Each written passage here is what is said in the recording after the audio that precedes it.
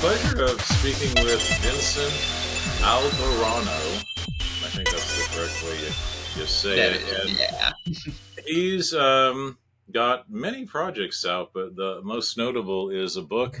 It is called Aesthetic Deviations, a critical view of American shot on video horror from 1984 to 1994. It's very near and dear to my heart, especially the early 90s stuff. Who knew people were doing this even back in the 80s? But it's kind of like a follow up or a companion piece to Subterranean Cinema, cool zine like title. And the subtitle is Missing Pieces of the U.S. Video Underground. Pretty much a love letter to a really amazing zine from back in the day called Independent Video. And I think through this, you're probably the world's foremost expert on that magazine at this point. Otherwise, you've got your hand in a few really cool things, kind of like a lot of this video you talk about. It's not just like horror, but it was kind of part of a transgressive movement that included a lot of punk rock and a do it yourself aesthetic. And I think it's always nice to distinguish that because it always gets grouped in with horror. But I think a lot of these people had a punk rock spirit underneath. And, you know, you've done a really cool project called Pinhead Music Zine. And that covered a very unique music scene in Kaiser, West Virginia. And I believe a label called Red Nail Music. So it seems like for such a young guy, you have such a grounding in, I think, what was very unique, you know, back in the 80s and 90s in both music and video. You know, the mixtape era, the VHS DIY, make your own movie in your backyard era. So, anyways, welcome.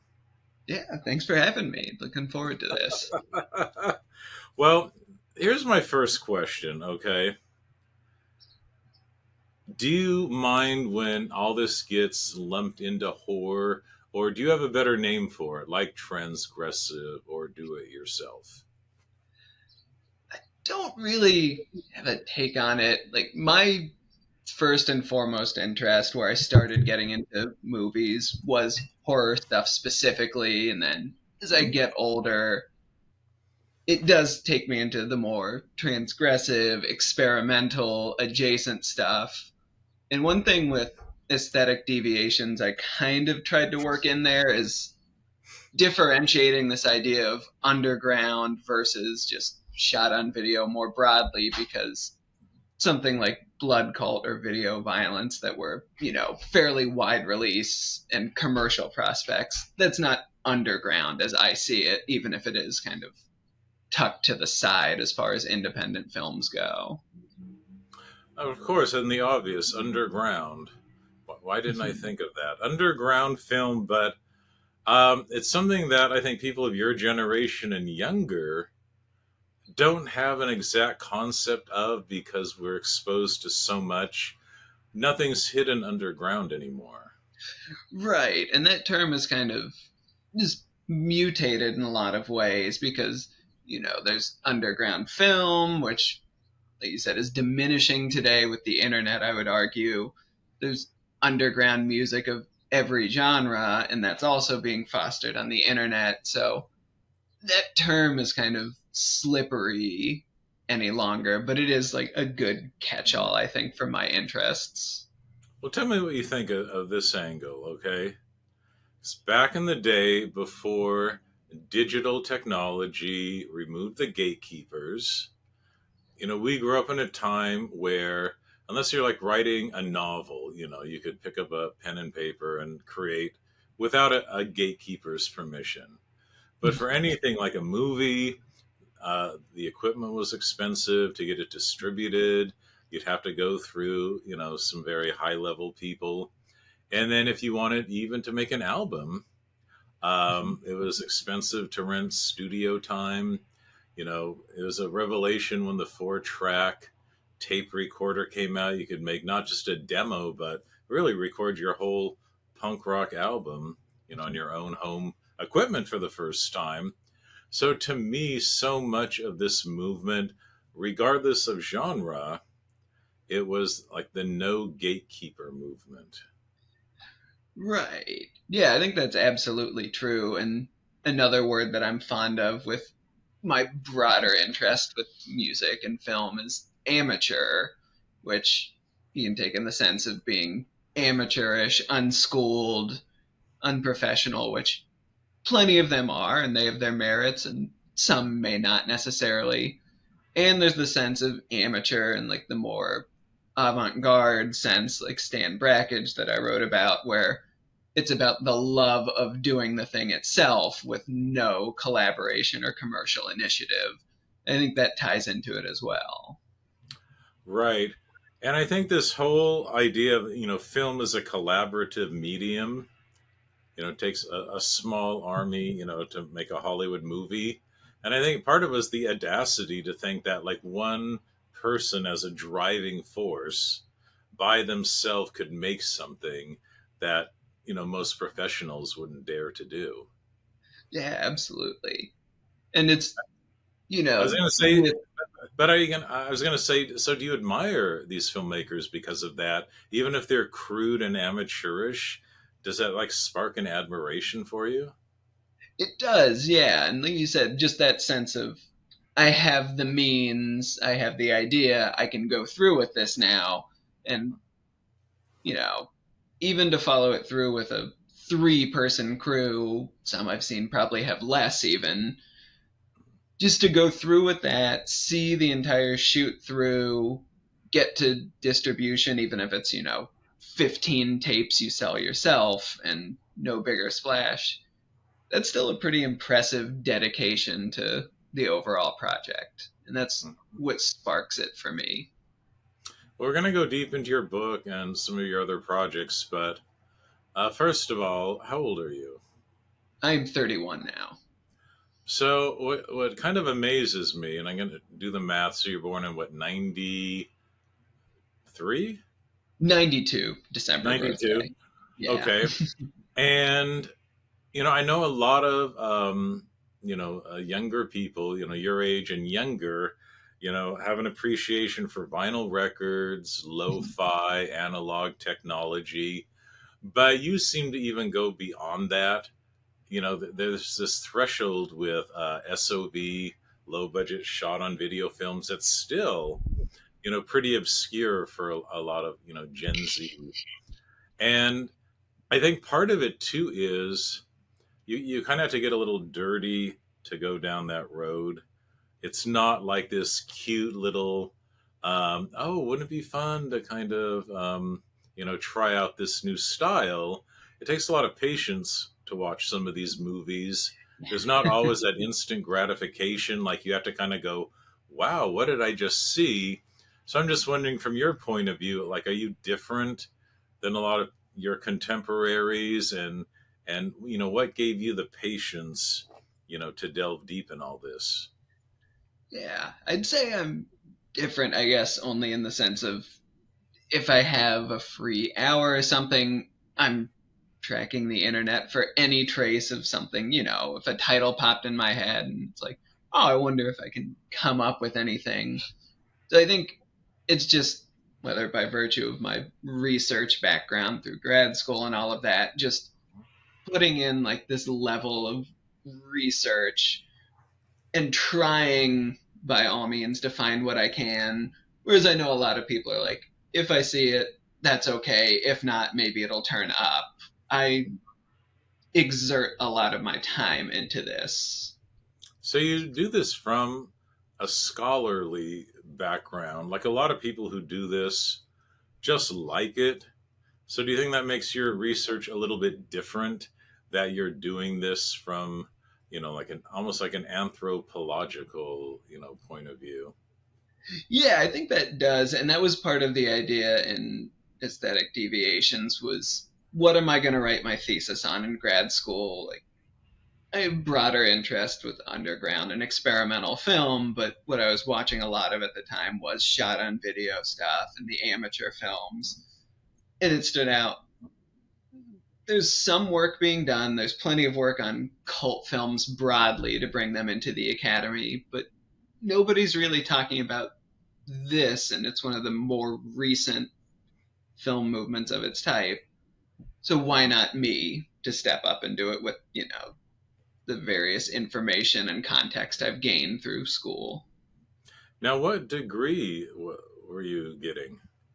That was for my Master of Arts in Film Studies. Okay, so this was a film studies degree. Yeah. And what was the attitude of your professors to shot on video films, from that era? It was funny because I didn't necessarily expect pushback. I know a lot of people, especially who made films in film school, say that, oh, nobody in the program cares about horror or genre films. That was never an issue with me. It was more of a curiosity, like, I don't know anything about this, Vincent. Like, explain it, and if the work itself can justify the approaches I'm taking, then there was more of an interest in it. There were the occasional questions on some of the more threadbare productions I wrote on, like what separates this from watching somebody's home movies, which is a good question just throughout shot on video horror at times. But it Right. was fairly receptive, and when I would share with other classes I was in where we were talking about our research, there seemed to be some smaller interest in it as well. Well, that kind of touches on the whole idea that a lot of these filmmakers started out, as the backyard filmmakers, getting together with their friends, shooting their version of Star Wars or their Yeah, version of the movie that they just saw at the theater. And there's something charming about that because it's kind of innocent in a way, even though a lot of these were a gore fest, bloody fake blood, but there's also an innocent kind of charm to them. absolutely. Yeah. Like, were you? I mean, are you charmed by that when you see this? Because I think a lot of us we see ourselves as those filmmakers, thinking, Mhm. if I got together with my friends, this is exactly what I would do. Yeah, that's absolutely part of it. And even if, as you say, like it's really gross and gory, or the ideas behind it are horrific, the execution is usually so naive that you kind of have to laugh. It's like they really went for it. That And does aren't you impress me. well? And aren't you occasionally taken aback when they actually achieve a really good effect? Absolutely, yeah. Like I think of the Polonia brothers, especially in Splatter Farm, and I know they reused them through all of their early shorts and stuff, but some of those corpses that they have, the skeleton that features a lot, Hmm. really impressive work. And you can Yeah. tell that that's where they were pouring their time and energy at 15, 16 years old. Well, when you were that age, I mean, did you want to be a filmmaker then? I did. That was the initial start. Hmm. Got into movies, and I think when that's your passion at that age, making movies is the only path that really stands out. So that was the idea I had, and with undergrad and learning more about the work and the process and how much you're taking on, started to lose that and gained an interest in the more critical side of things and the theoretical. Well, back then, did you have a video camera? Did you make little movies with your friends? I never really did, actually. Yeah. Because this was, when the little tiny digital cameras were everywhere. So there were cameras in the house, but it never really stood out to me to use that because even then I still understood movies as film. Hmm. So you had what was it, like the high eight or the mini DV? I don't even, it was, the SD card, little, Hmm. yeah, just standard def digital video and Hmm. photo cameras. Yeah. Yeah. Yeah, I mean, technology was one thing that really fueled this because in the 70s, you had Super 8 film, which looking back, pretty pricey when you Yeah. figure you got 3 minutes per reel. how much was it to buy the film and have it developed? And then out of those 3 minutes, how many were usable? And when you finally edited, it was really pricey. And when video came out and, late 70s, but by the 80s, it was, becoming a lot more affordable. Still kind of pricey though, but that you could take a lot of takes. There wasn't that tension of, oh, is the film going to work? Did I overexpose it? Did I open Mhm. the camera too quickly and ruin the whole batch? And I think for the first time, there wasn't just that whole anxiety over, developing your film. Yeah, absolutely. And And so, well, so I'm curious from your point of view, like, can you imagine people of your age or younger a time when this great digital technology didn't exist? it's yeah, I've just always kind of taken it as a given because I assume, early 2000s by the time I was 10, digital cameras I think were pretty much standard if like you were getting at when the earlier technologies like Super 8 and VHS camcorders came out, they were available, they were known, but they were pricey to start off, but it has always been a presence as long as I'm aware of. Well, in your film background, which definitely, creates a little higher standard for quality and editing, do you notice a lot in these early shot on video films? Like some of these people had no editing capability. Like some of Yeah. these movies where you set up your shot, record, pause, set up your next shot, Mhm. unpause, and all this editing was done in camera. Yeah. The quote that really stood out and I loved is the Polonia brothers on Splatter Farm, which was one of their early video experiments after shooting Super 8. And they were doing just a dialogue scene in a car, shot, reverse shot. They said they would film one person talking, stop, move the camera around, film the next, as if they were shooting film and trying to conserve it with their limited means. And they didn't realize that it's video. You can just roll and you're fine. So it was almost like a backtracking to learn the technical elements in that sense. Well, another part of that, say you were going to do all in camera editing, that didn't leave a lot of room for retakes either, did it? No, not at all. And I know just independent filmmaking broadly, a lot of it is we get two takes, that's all. So rehearsals come into play. But, Hmm. if you're 12, 13 years old and you've shot on Super 8 and it's what you can scrape together to afford, you probably still have that sensibility of, well, we can't do a bunch of takes, so even with video, we're just going to do this and get out. Exactly. Another thing with that in camera editing, it's the edit glitch. In between each take, there'd be, you know, and what killed me the first time I saw like LUTs, or you get those color grading software and they've got those little effects packed in, and to think that people actually now want to voluntarily add that to their Yeah. modern video to get that feel. And back in the day, it was so shameful. Like, oh my gosh, I got this horrible, splotch in between each take. Like, Mhm. what are your thoughts on people who try to emulate that now? I just don't think it's necessary. A word I'm always careful, I guess it's just academic baggage to use as, authenticity because it's so loaded with meanings and possibly meaningless, but there is something authentic about, well, that's just how the camera ran.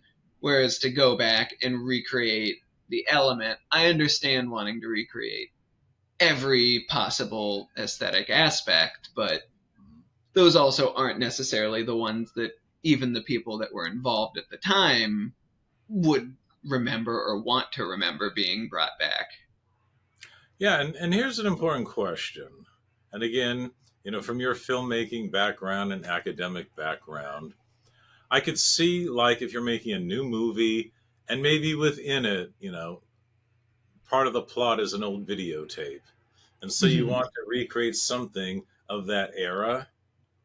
Maybe there's, someone, like The Ring, they put a video into the Mhm. TV and they're watching something. You want that to look like, what would have been authentic back then. But what are your thoughts on people now that want to tap into that? And it's also a film aesthetic, like, the Neo Grindhouse, where they Yeah, digitally put all the scratches of the film and all the grain. They've been doing that for quite a while, especially since Tarantino and Rodriguez, put out exactly. Grindhouse and the fake movie trailers, which I liked, but I Mhm. don't think people realize the expertise they had even to make those fake trailers. There was a lot of Yeah. really good stuff in those. But what I'm wondering is now there's such a love for the old video distributors, their little teaser at the beginning of the VHS Yeah. tape, the neon and the kind of things. And a The lot of synth people are using sound. that aesthetic, which is fine, but it's so overused now. And I think when people are trying to act like that and do a whole movie like that, they kind of, always an element missing. And I know they're honoring it and paying tribute, but it's those very surface things that they have, but they don't get any of that original kind of just rawness to it. And I'm just curious, what you think. I'll just throw out, like, for me, it's kind of like, things you can't fake. Like, if you grow up really wealthy, you can't suddenly just fake, being poor. Mhm. People kind of see through you, like, the whole term, you act, oh, I'm slumming, and people Mhm. see how distasteful that is, because no, that's not who you are. You can't just wear this as an identity for a night and then go back, to your cushy life. And I think for a lot of these filmmakers, there was a certain desperation. Maybe they didn't have money for film or nicer equipment, but they had this drive and this hunger. And I think people who live too comfortably don't have that same drive and hunger. And I think the viewer can tell, which is authentic desperation and which is just, oh, we're going to slum and, act like we're SOV filmmakers. Mhm. I think one of the words you use that really captures it is rawness, because it's the immediacy and the lack of polish, whether that was what was available with the original wave, or if they just didn't have the means or know how to polish it up any other way, so it was left in as is. Mhm. And with like the Tarantino Rodriguez Grindhouse thing and a lot of the newer examples, part of the thing that's kind of comical is you spend, more money than these original films you're imitating to make, just to do the little aesthetic touches in tribute to them, which also completely misses the point of, we have, in the case of SOV, $500, or, an exploitation film, $10,000, and we have to stretch this, and what we end up with is what the means provided. So yeah, I'm always taken aback when people use their budget as a way to promote the film. Like, oh, we made this Mhm. on only $1,000. I'm thinking that's a fortune to make an SOV film. It's like Right. we made all our films with no money. It's like, so to say that you had any money to do any of this. But Yeah. I think, but again, when you see a filmmaker who goes, "We made this on only $10,000," that shows how out of touch they are. We could Hmm. make, 20 movies with that much money, and they would still be cooler than The Poser. Yeah. There's a little bias. Here's another element to it, okay? And I see, this is one thing I don't hear people talk enough about. I think the SOV people, and this is all part of, I would even say, from John Waters back in the day, shooting on 16 millimeter film and, more of that punk rock, transgressive DIY kind of thing. The one thing that the other people can't fake the ones who are just dipping their toe in that water. It's the people you work with. And I don't think Mhm. they realize when you're like an underground filmmaker, you come across a lot of characters. And I think a lot of people would not have the patience to work with these people. No, I think that is absolutely right. Just things like we've talked about in emails, like Kurt McDowell's Thundercrack, like to get people willing to do all of the things they do on camera, those had to be some out there people willing to go along with it. Hmm. Well, I loved when I read this quote by John Waters, and he was talking about working on Pink Flamingos. And the actress who played Divine's mother, Edith Massey. Yep. And he talked about his frustration that she could not remember her lines. Hmm. And he's just practically feeding word after word. But he talks about doing it from the point of view he's shooting on film. Yeah. So, and that, pricey stuff. A lot of, 16 millimeter filmmakers, they talked about the ratio. Like for every 1 minute of film, did you shoot 10 minutes of film or Hmm. 50 minutes? And John Waters is probably like 2 to 1 for every, minute. Maybe he got 2 minutes to shoot, if that. And a Yeah. lot of these low budget people, what they learned with film is not to do a lot of retakes. Like you had to Mhm. take whatever you got the first or second shot. And I know for me, when I was filming, even though I had, low budget video, it was that same idea because of time. Yeah, we could take a million shots, but you only had those people for 1 day or whatever. And you had to shoot, 10 pages of script. Mhm. Hollywood shoots, 1 page a day.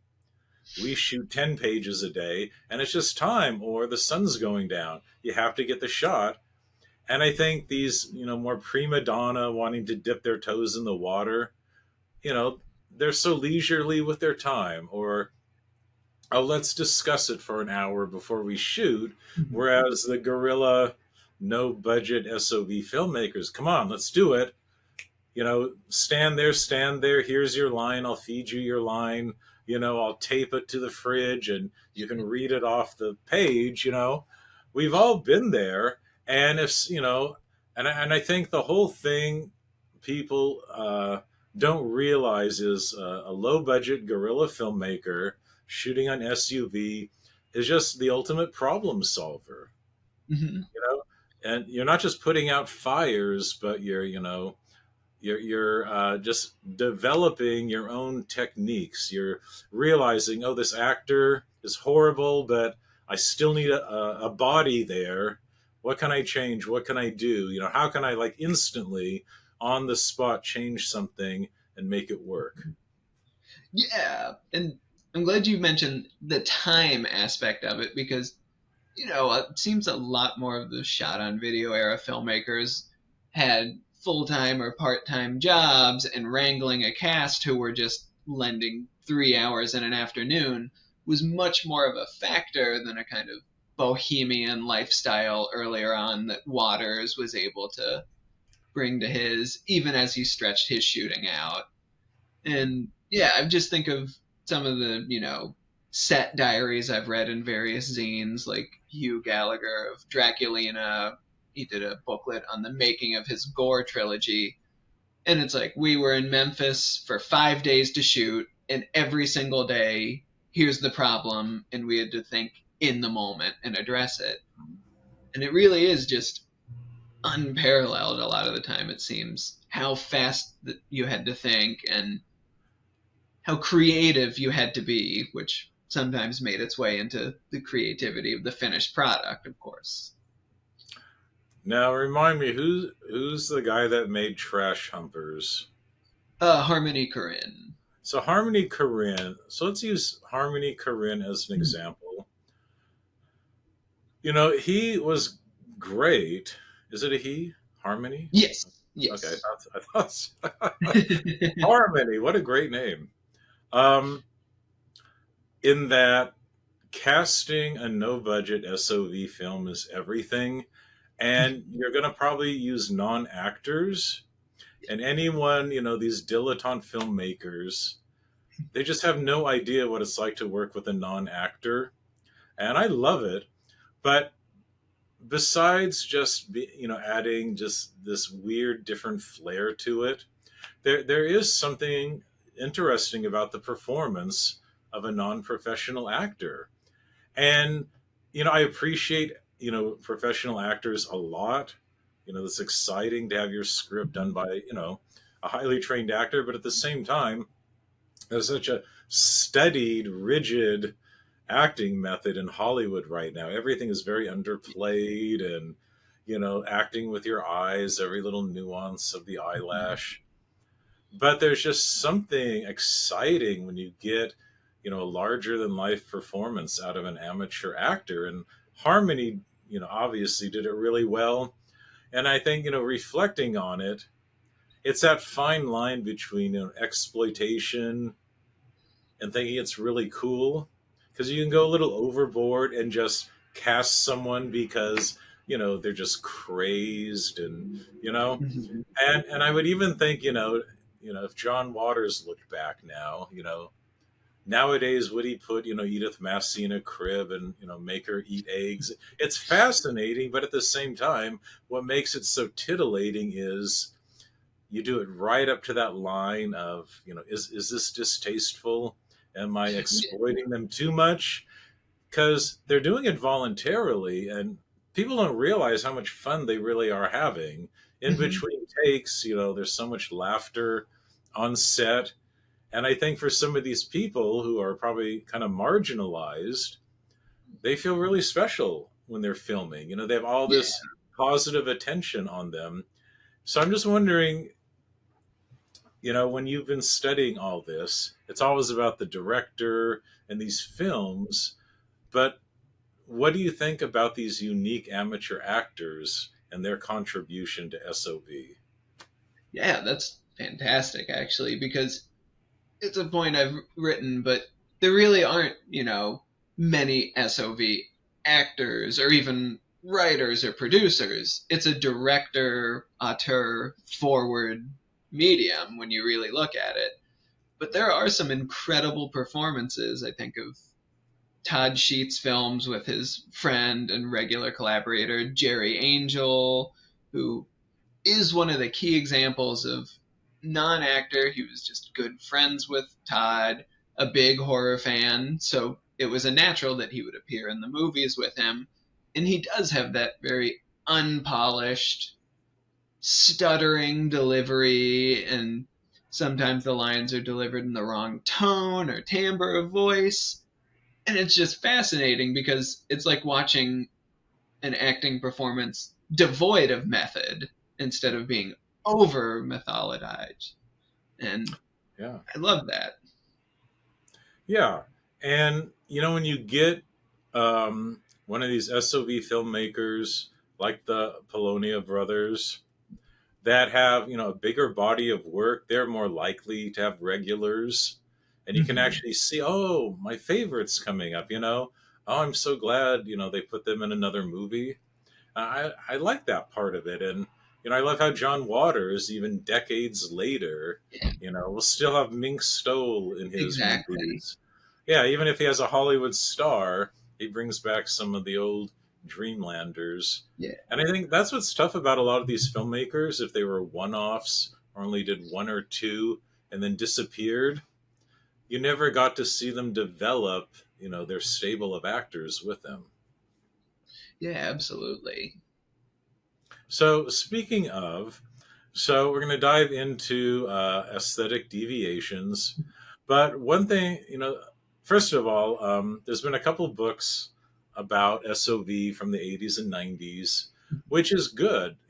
There's room for more than just one, there's room for a Definitely. lot of different takes. It's on the radar now. So, for the next few decades, I'm sure we can have a lot of, Hmm. books about it. But I think what's really cool is people from different ages to talk about it. Yeah. For you, someone who wasn't born when some of this Hmm. was first shot, as opposed to maybe someone like me who was making movies during that era, or even older people, who are making movies on, Super 8 back in the 70s. Yeah. All these perspectives. But I think what's interesting is to see what you zeroed in on, and especially when, you devote whole chapters. And forgive me if I get this mixed up, because I read this back to back with Subterranean Cinema zine, and I know you had a couple big interviews there. It's a really good companion piece. But I think the one that really stood out, your love of Charles Pinion, Mhm. especially Red Spirit Lake. And it Yes. was funny in that I was looking him up and he's still around, and I saw Yes. some YouTube stuff with him, and I'm just always so shocked that any of these people first are still alive. It's almost like they just miraculously appeared out of nowhere to make a couple movies and then just, went back, into the Mhm. cosmos, because so many of them don't have an online presence. So, Absolutely. Yeah. yeah. So my first question is, how frustrating was it for you just to find these filmmakers online? Yeah, that's Hmm. that's a good one. So we can start with Charles because he was one of the easiest almost 10 years ago now when I was like, oh, I'll finally check out this guy's movies, now that I'm out of college and have money to buy things again. And Hmm. he just had a website. You order the DVDs. He's the one that sent them with little signed art pieces and stuff, and his emails on the PayPal. So he was the easiest. He and I have chatted and talked every once in a while. So very available. He's great. And it's nice to know that he's appreciated the writing I've done since he's been in contact with me. He must have been thrilled with that chapter you wrote about him. Yeah, no small measure of pride for me that he was a fan of that. Because isn't part of what you're doing, it's like these people who got no acclaim back in the day, to think that like 30 years later, a very scholarly person is going to put that much effort into writing, a whole chapter about someone in their book. Like, did he feel flattered? I think so. Just pulling the quote back is that he was happy somebody understood, the approach he wanted to take with that film. That it's not just, it is a shocking, transgressive kind of exercise, but there's a lot more at work. And Mhm. that's exactly the kind of thing I try to recognize. And your books seem to coincide with Red Spirit Late coming out. Was it Blu-ray or Yeah, NDVD? the Blu-ray came out, I think, maybe a year or so before, Hmm. but Red Spirit Lake, it seems to me, has kind of taken on a new life and is a very of the moment shot on video work that's getting a lot of attention now, whereas Twisted Issues, I think, was his film that for the longest time had like the cult audience. So yeah, the timing really did work out with that re-emergence. And what are your thoughts on, companies like Vinegar Syndrome and a few others doing these really just heartfelt tributes? Like when they put out the DVD, they really try to get a lot of supporting info, like not just directors' commentaries, but little, mini documentaries and interviews and outtakes and old posters and artwork. It's almost like they're on this mission to, almost like, a museum quality Mhm. preservation. And a lot of this stuff, just doesn't exist anymore. I mean, it's also scary how many of these movies are actually lost forever. Yes. Yeah, I absolutely love that aspect of it, and maybe a little biased, but a label like Saturn's Core that is a partner with Vinegar Syndrome, who I've contributed some essays for their booklets. Even the thought that a shot on video movie would see a Blu-ray release with writing about it to accompany it must have been a crazy thought 25, 10, 15 years ago even. So that really Yeah. is impressive. And just every shred of material. that you can have, I think, is valuable in some way, even if it's some of the releases having, 3 hours of raw video footage just taken on set. It's kind of a miracle that stuff even exists still. So there's a place for it. Well, tell me if you've encountered this, and I wish more people would talk about this. Is some of these filmmakers, okay, yeah, they do their backyard video, they have fun, they put their heart and soul into it, then nothing happens. A lot of them, try to get it distributed. Maybe they sent out a screener to even a low budget distributor and said, oh, this is crap. How dare you even, contact us? Get away. People don't realize the shabby treatment a lot of these filmmakers got. Not just Yes. rejection, but just scorn. Mm-hmm. And I think a lot of them, I wouldn't say it was full blown PTSD, but I think so many of these people's dreams were crushed that they just gave up filmmaking and maybe just threw their master tape into a box and put it in the attic, and maybe even felt shame, like, wow, I wanted, to be a filmmaker, and the exact opposite happened. And they kind of discounted their work, and they kind of, even when the technology made it more possible to maybe post it on YouTube or self distribute, I think they were just so turned off by it all. I think a lot of promising filmmakers maybe just dropped it all. Yeah, I definitely think so, especially with the one-offs or two-off or just people that only made a handful of shorts. Because I think there was, not that I lived through it, but a sense in the early 90s in particular with these labels, like J.R. Bookwalter's Tempe and the EI and alternative cinema world, that these kind of films are getting distributed, people are making money and continuing their work. So to see, certain other shot on video features that do get that treatment, whereas all you can get is a bad review or ignored, it had to have been discouraging Hmm. because kind of circles back to what we were saying about the time and approach people were taking. But at that time, this was the only outlet for a lot of these people, I would imagine. And they poured everything into these shorts or features. So to have Hmm. any kind of harsh or negative reaction, of course, would be harder to take. And there's so much isolation, especially anything shot late 80s, early 90s. And people don't remember, even with, getting access to home internet, which I can never remember was like 91, 92, or 93, but somewhere in that ballpark. And I actually jumped on that pretty quickly, when AOL came out. And you actually just learned, oh, I can, get on the internet from a home computer. That it still took about a decade before enough of that kicked in. There were like what they called the bulletin boards, Mm-hmm. almost like Reddit, where it's just a text based thing where you could say, hey, have you heard of this movie or da da da.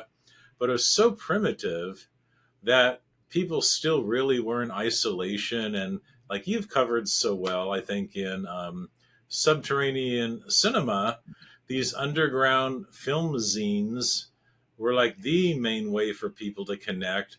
It was usually through traditional mail, maybe, sending a letter to some post office box and waiting 2 months hoping, you get a response. And I think that isolation, like filmmakers couldn't talk to other filmmakers, they couldn't talk directly to their fans. Fans couldn't talk to other fans about what cool movies they discovered.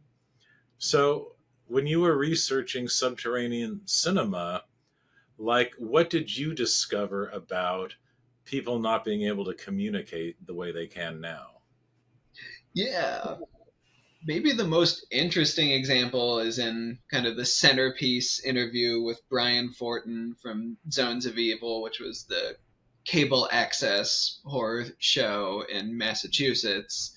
He had also been doing Zones of Evil as a fanzine back when he was in high school. And just as is probably evident, I collect zines. I have a ton. So I have this research material to go through. Just as I was reading zines, I'm like, oh, there's like a Zones of Evil classified in this from the late 80s. And when I asked him about it, he's like, we sent a few things out, but I didn't even know other people were doing this. I was just so focused on what me and my friends were working on. So it kind of amazed me, but it made perfect sense how he was as productive as he was. Hmm. And it really was into the 90s as more nationally distributed titles, like through Film Threat Video Guide and Alternative Cinema and even independent video, started to appear that more of a network was formed because there became these outlets to share thoughts and feedback, and there was a concrete way to find somebody's address to write them a letter rather than you find a tape in the video store and that's all you can know about it. Right. And the whole thing about, the underground press, as opposed to, Entertainment Weekly and, all the film journals, even though I'm sure those writers have an interest in film, all this underground press, it was usually filmmakers creating the magazine that they wish they had to promote their own films. Yeah, that's exactly it, especially with independent video, which, to the best of my understanding, without the first issue or having seen it, was James Stanger taking up another means of promotion after Film Threat Video picked up and dropped his first movie. Hmm. Yeah.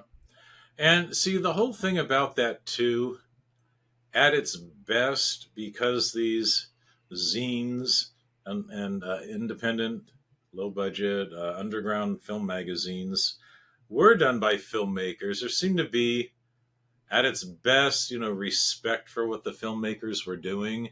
It's like, yeah, Entertainment Weekly would probably, rip your film to shreds because it didn't look like Hollywood, but you would hope that people who are doing the same thing as you could see beyond the crudeness and the low budget, VHS aesthetic.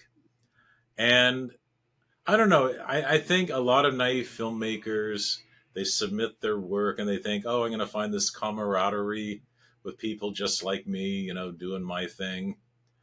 And then you kind of find out, even within, the low budget shot on video world, there's still a hierarchy. There's still the superstars, even in like the, transgressive, subversive cinema where you think anything goes, even that has its superstars and, its pecking order.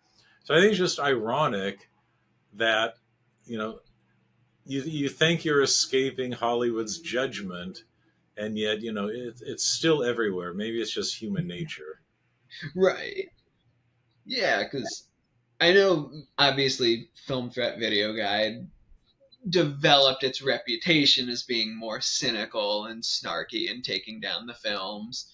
But even something like Alternative Cinema wasn't guilty, or was guilty of that as well. Independent video is a weird contrast where it was filmmakers submitted pieces, and then there's a review section that is harsher than the tone of the rest of the magazine in a lot of cases. But what stood out to me is all of the independent video reviews seem to end with, but you should check it out for yourself, or maybe you would be interested in this. So there was that kind of turn away from the bigger names in the scene in the other magazines. Right.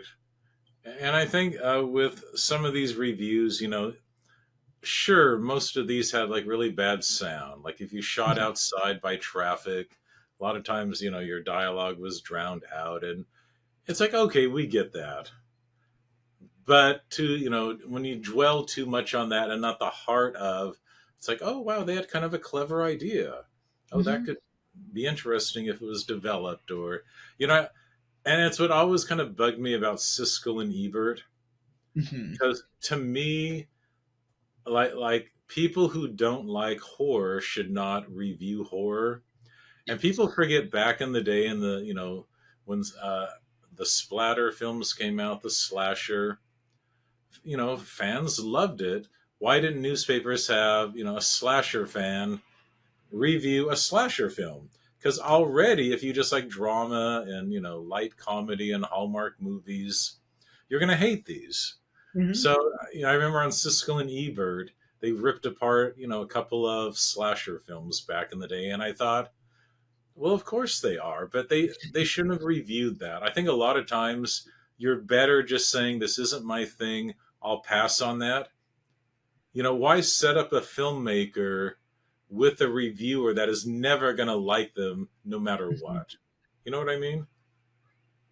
Yeah, absolutely. It's like the in Aesthetic Deviations when I talk about the slasher films. Hmm. Roger Ebert had the quote from his column about seeing Friday the 13th 2 in his childhood theater ruined all the fond memories he had there. It's like, that's not real constructive criticism. That's just a grudge coming out in print. Yeah, And and that's I for think me. when there was that era when the reviewers started to insert more of themselves into their reviews. Mhm. And sometimes, when you have, like the classic Pauline Kael, she was such a good writer. Mhm. She could write about the best or worst movie and write an entertaining review because she was Yeah. so clever. But Even when very, you disagree with it completely, the reading is good. yeah, but just saying, oh, this sucks. There's no poetry in that. And that's No. easy. At a certain point, if you think it's that bad, then just don't review it. You know what I Yeah. mean? What's the ultimate purpose? Because ultimately, a viewer or a potential viewer is going to read this review and think, should I watch this or not? Mhm. And when the people don't put enough descriptive things in to let the reader make up their own mind, that's where you kind of cross the line. Don't totally make up the mind for the viewer. Be Yeah. descriptive. You know what I mean? Yeah, address the elements, even if it's not favorably so. Address what you found displeasurable, and an informed reader or just anyone curious can kind of work with their own notions with what that is rather than just an outright pan. I will say the flip side to the underground reviews, even when they were complete pans, there was also some fairly creative insult slinging and more juvenile writing that at least made them more interesting, and you had the sense, I'd imagine, of, well, if this guy hated it this much, I kind of want to check it out. Right. That It was almost almost like vindication. like the anti review. You know. Yeah. No, I remember. Yeah, I'm always more intrigued by a 1-star review than like a two and a Mhm. half star review. Right. You Yeah, know. the extremes rather than the middle is where the interest is. Well, when you mentioned the Siskel and Ebert thing, like a true horror fan would have watched Friday the 13th Part 2 and gone, you know what? Horror fans, they've actually improved on it. Mhm. Friday the 13th, and my true opinion, number 2 is way better than number 1.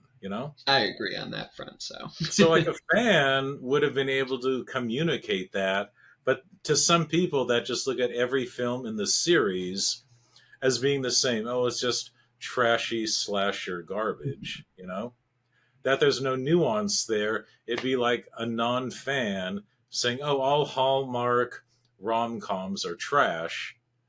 They're Right. indistinguishable. Why would you have the transgressive, film guy review the new Hallmark Christmas movie? Mhm. Yeah, it's exactly that. So for you, when you delved into all this, how do you separate yourself from the writing? And how do you decide how much of yourself you include in your commentary? Yeah, I think the way that I divide it personally is focusing on a review of a film or like a longer essay, like the book chapters are. I'm kind of divorced from it. Part of that's a function of only recently reemerging, but in academic writing for the longest time, there is no you as a subject, even though that's kind of changing now. So that Mhm. kind of allowed me to divorce myself from that. And it really lets me focus on the work to be discussed or what frame I'm pulling to hold up against it. Hmm. And then I like to insert myself more like in Subterranean Cinema with the introduction, where I give the context of how did I find out about this? Why does it matter to me that I undertake this whole thing? And just what does this all mean to me? So I Hmm. think, yeah, just like a function of a good introduction is how I look at it. And then certain films that may make a bigger mark on me, I can't write about without saying the impressions I have or how I reacted when I saw them because that's tied into the experience. But I find that often comes up as the words are coming out rather than I sit down and say, all right, well, I have to talk about how this made me feel. It just comes out in the writing. Right. And I'm always like, when a writer states, "Oh, these are my favorite movies of all time," to me, that's a little shorthand of, okay, I kind of get their aesthetic. Yeah. So it's kind of nice to, I don't know, read stuff by people that you think like the same things as you. Like, it's not going to be so combative.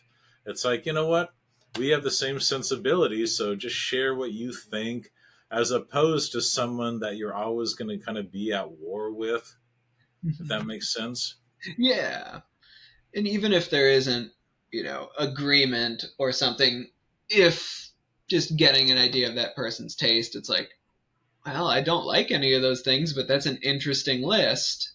You can Hmm. also enter in that way as well.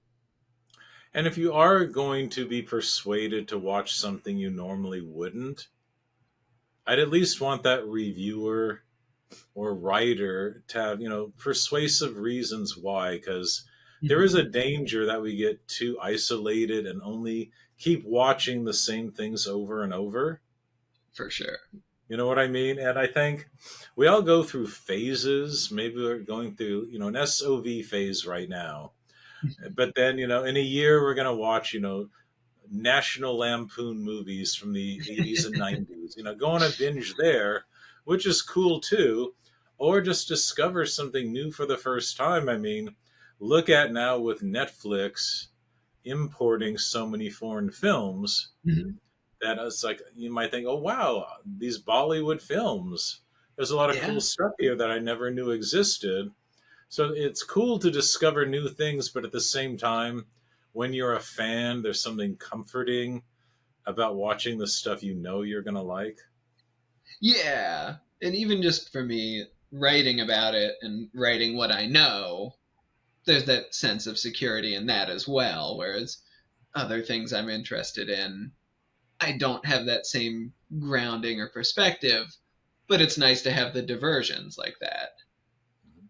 Well, before you got into SOV films, what kind of movies or TV shows did you like?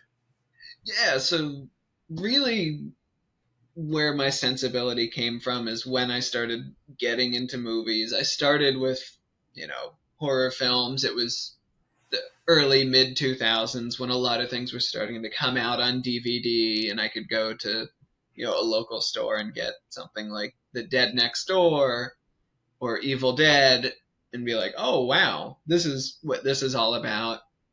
And then also being interested in like things coming from the Criterion collection, so it'd be understanding Godard and Fellini as well in these early kind of formative years for me. So I kind of always had that mingled sensibility, I think, where I could put one foot in the genre films and the other in more respectable filmmaking.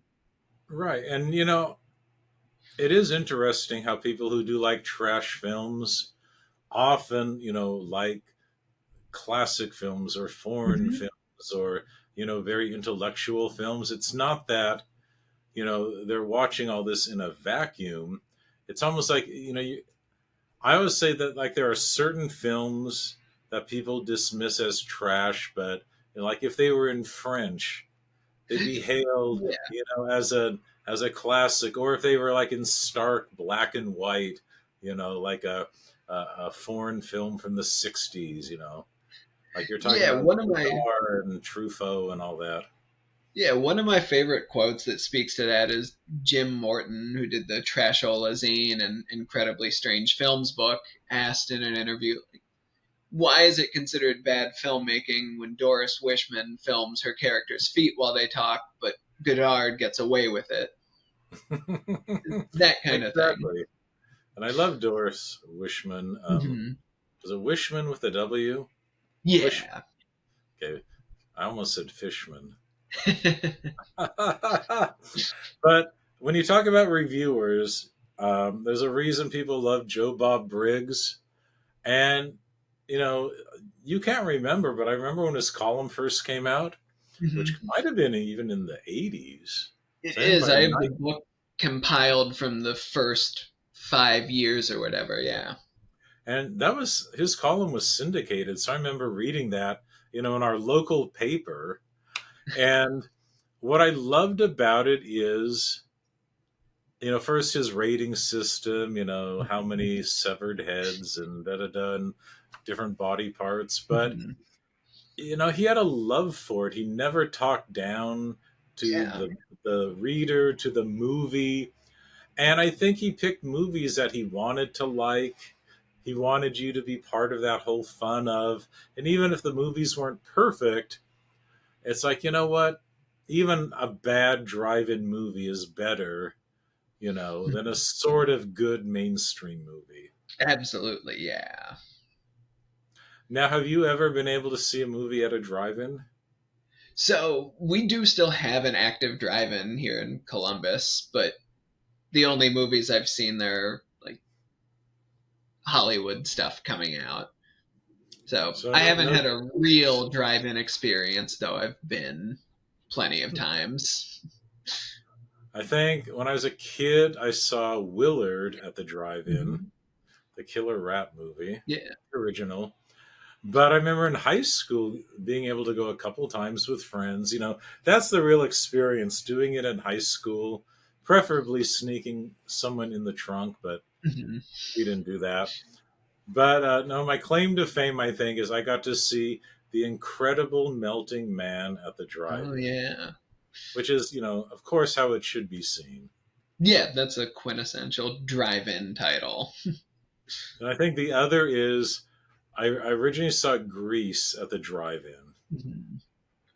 So, that scene when they're at the drive in? Yeah. How meta than to watch that at the drive-in. Right. They're doing what we're doing, watching them do. Well, here's another question. Maybe this gets more into the film study thing, because so much of this SOV is grouped as horror, and some of it is and splatter, but it's usually a specific kind of splatter horror. Like you didn't see a lot of SOV psychological suspense horror. Right. People did it because they wanted to hatchet off a foot and show the gore and have fake intestines coming out. That's that is part of the aesthetic. It is. SOV horror. But did you discover any other types of SOV that you liked that were maybe horror adjacent but weren't the regular splatter horror? Yeah, absolutely.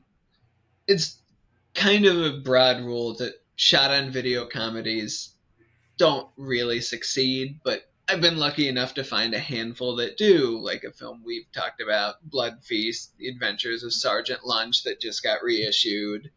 And just Mhm. seeing that, knowing that that energy and rawness of shot on video filmmaking can be applied in a way that suits it rather than just making you groan like a lot do.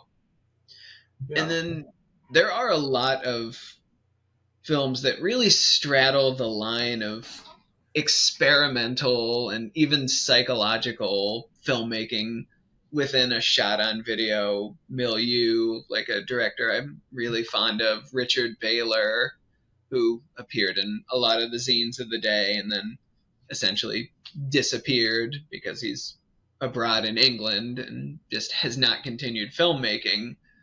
He really did some interesting and kind of startling things without leaning into the visceral side that so much shot on video stuff does. So there are examples out there. It's just the obscurity is always a factor. Hmm. And when Hollywood tried to break into that and realizing through Blockbuster people are just looking for anything, Hmm. and they were putting out like a lot of shot on video things, but they weren't drama based. They weren't like, dramatic films.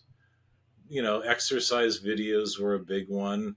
Yeah. But then you'd see these weird categories of maybe putting out an interview with someone. It wasn't even a documentary Right. or educational, but I remember they were experimenting. Like they put the model Fabio, and they made like an anthology of mini romantic films, but it was obviously shot on video. Hmm. Yeah. Do you remember kind of anything where Hollywood started to compete with SOV films? Not much I can think of, honestly, because my video store experience was tail end of VHS. DVD was more pronounced, but it was more just by the time that almost anything independent was shot on video at that point. So even the larger scale indie studios were putting out pretty bad digital video titles with nice looking art because they knew people like me at 12 or 13 would grab them and rent them when The Hills Have Eyes wasn't in stock. Mhm. Well, now with YouTube, there's a lot of stuff that would just be on YouTube that you Hmm. would think, why would they dare, actually print VHS copies of this? But it would be things like blooper reels, and then kind of like knockoffs of America's Funniest Home Videos, Definitely compilation of those. people, having little mishaps or slipping on the ice. But that Hmm. people are so desperate for content, and now you just scroll through all these homemade versions of that on Facebook or TikTok or YouTube. But isn't it kind of weird to think back? Why would a company actually put out a compilation and go to all that expense to put that on a video? Yeah. And very often they were, 1 through 10, whole series of them as well. Right. And like when you've researched this, how much have you gotten into like the faces of death? Some that are the pseudo documentary or the real Hmm. documentary, but how those documentaries of real life death and craziness out there, how that influenced the SOV filmmakers to try to maybe up their ante for like gore scenes. Yeah. And I think those traces of death being like the big example is very much a 1990s through mid 90s like subcultural product. They had the death metal soundtracks with well-known artists. They were selling, through huge ads and magazines that everyone was reading, not just film zines. So Hmm. it was part of the culture, and I think just as a lot of the shot on video filmmakers were fans first and foremost of horror films, Faces of Death was just a thing, that urban legend that they knew of or had rented. So to see this newer, nastier, and more real presentation of it, and it was getting more attention probably than a Hmm. lot of self distributed SOV titles were, there has to be an influence or kind of an impulse to be like, I can position myself nearer this. Well, a lot of this goes hand in hand with Cannibal Holocaust, Right. which I think was right around 1980, give or Hmm. take. And for a lot of people thinking, oh, there was a documentary, or, you know, the way they presented in this kind of found footage reality format, Hmm. of course, and people knowing, no, this is, it's fictional. But I think a lot of the aesthetic of that was picked up by the SOV filmmakers. Yeah. Is the infamy was obviously there, but there's a good case to be made that a broad spectrum of SOV filmmaking just is cinema verite, which I think a lot of them would be more likely to have encountered with something like Cannibal Holocaust than they would have, the French New Wave. Well, this also makes me think of um, with the shot on video filmmakers, and we're talking about how everything is not just horror, even though splatter horror seems to get the most attention. And I've thought about this a lot over the years, okay? Because you're talking about the Sergeant Lunch and, action and humor and all these things. And I think so much of this, even on the surface, it's horror. There's still kind of a joy to a lot of it. And I think a lot of these filmmakers do have a sense of humor. If you just look at it at the face value, you think these are just the most disturbing, disgusting things. But people would be shocked at just how much joy and fun goes into the making. Like, do you see a lot of that joy come through?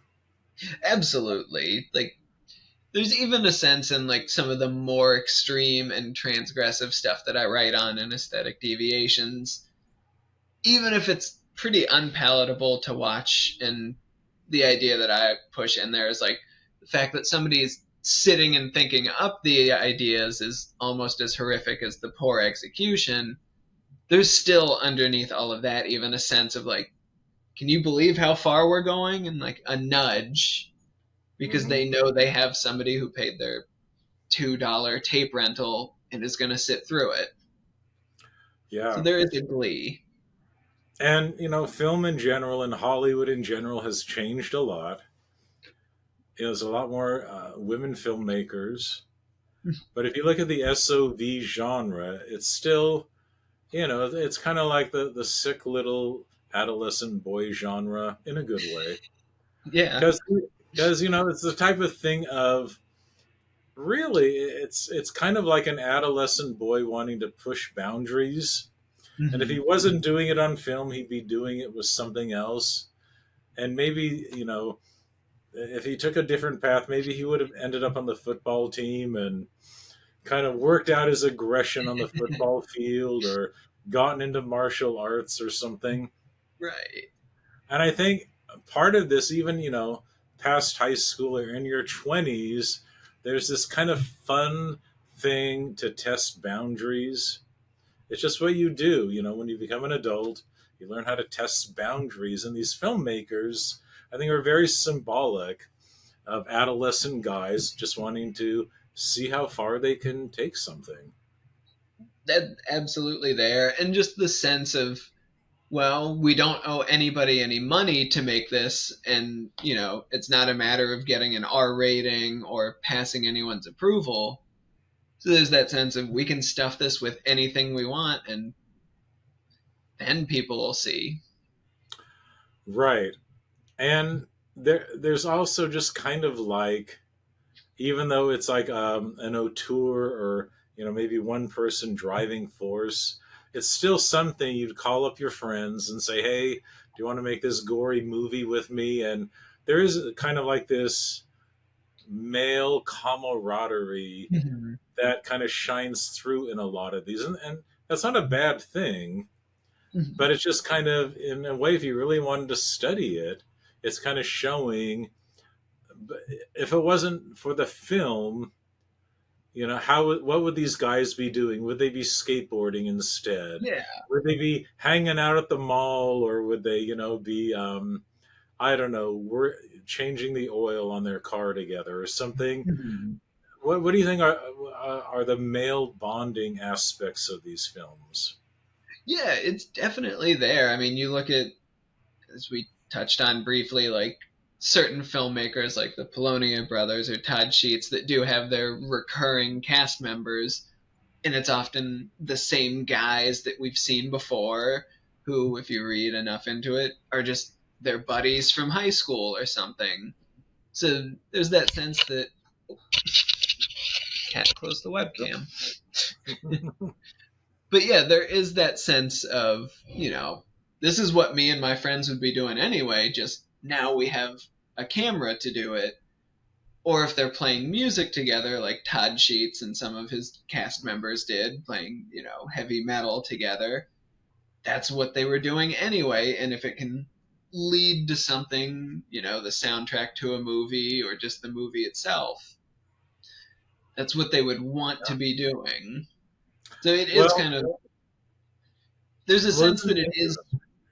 yeah, I was gonna say, um, when you mentioned that, like the Polonia brothers, this whole trend of brother filmmaker directors, and probably the Stranger Things duo, they're like, the ultimate success with that. But when you look at it, there's a lot of brothers who direct films together. Yeah.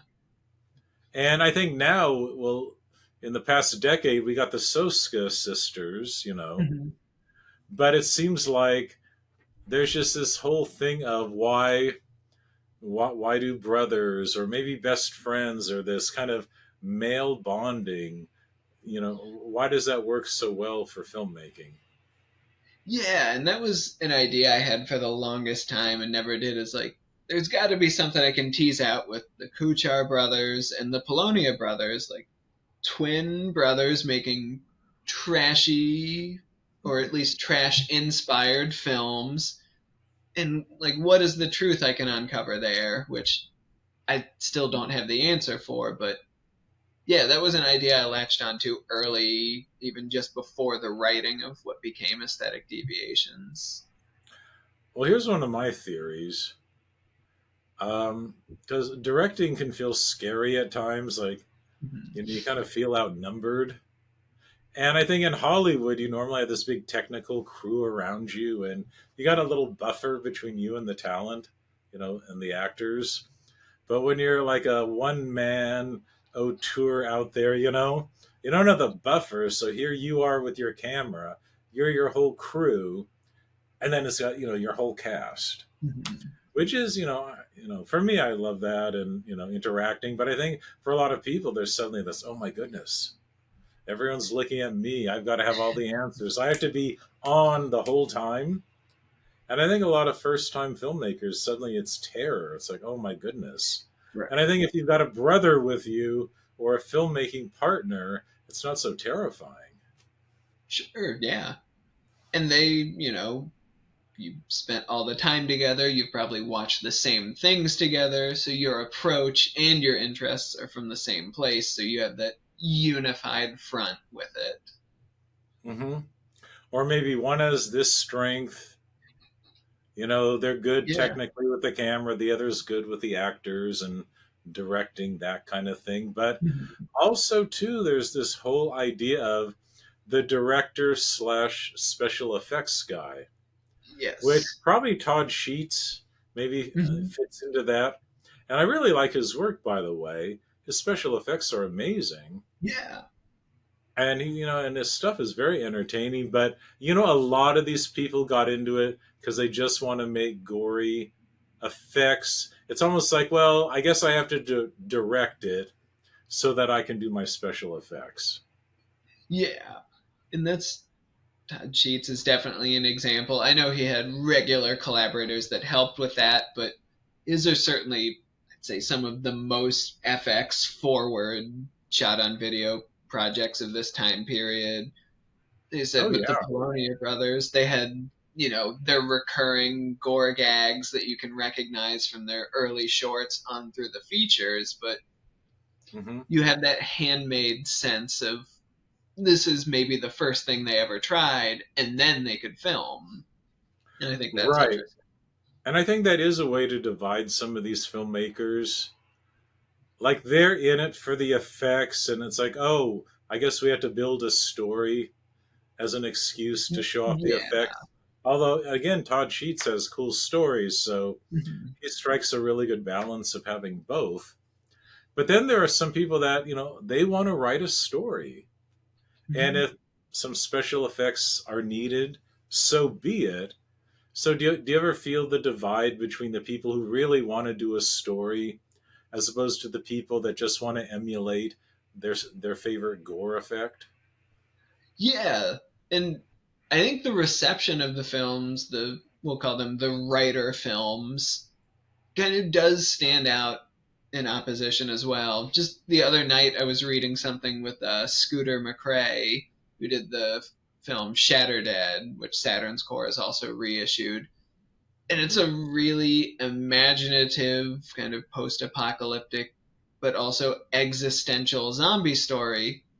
And in the thing I read, he said, well, writing is my primary goal. And just the fact that the film had gore or whatever and I had to direct it is just a consequence of me getting to write it. And Mhm. that's a case where it was singled out for being a more imaginative and expansive and lasting film. So I Mhm. think when that craft does go into it, people will notice. And I try to as well. Yeah, and I think that was really tough because I think a lot of publications and reviewers, sure, they could deal with the over the top, gory, low budget slasher, but you're always taken aback when someone from the SOV world, you know, did something poetic with the writing or tried Mhm. to get a really thoughtful performance out of an actor. It is this kind of netherworld where, who is out there to review something like that? Right. And I think the language that gets used a lot in the original reviews is kind of interesting to note with that because it's usually, this doesn't offer the typical, zombie film or slasher film. It's got ideas, is the way I think that it very often gets phrased. So there's almost like a lack of the language to account for it, but there's this sense that something different and more substantial and interesting is happening there. Hmm. Well, I want to talk about something from Subterranean Cinema. Yeah. But I'm first going to refill my coffee, so if you need to adjust yourself, I'll be back Yeah. in 10 seconds. Perfect. I'll be right back. There you. By the way, I lied. I took more than 10 minutes. No worries. I just got back. I had to get rid of some of the massive amounts of coffee I've been drinking Yeah. today. So, but before we get into this, I was hoping I had these handy, and I do. So, before independent video and a lot of these things, these are the ones I discovered in the 80s Yeah. in the Super 8 world. Tell me you love these as much as I do, but do you remember Cinemagic magazine? Do know Cinemagic, yes. Isn't that like the most amazing magazine? Was that Don Dollars? He appeared in it.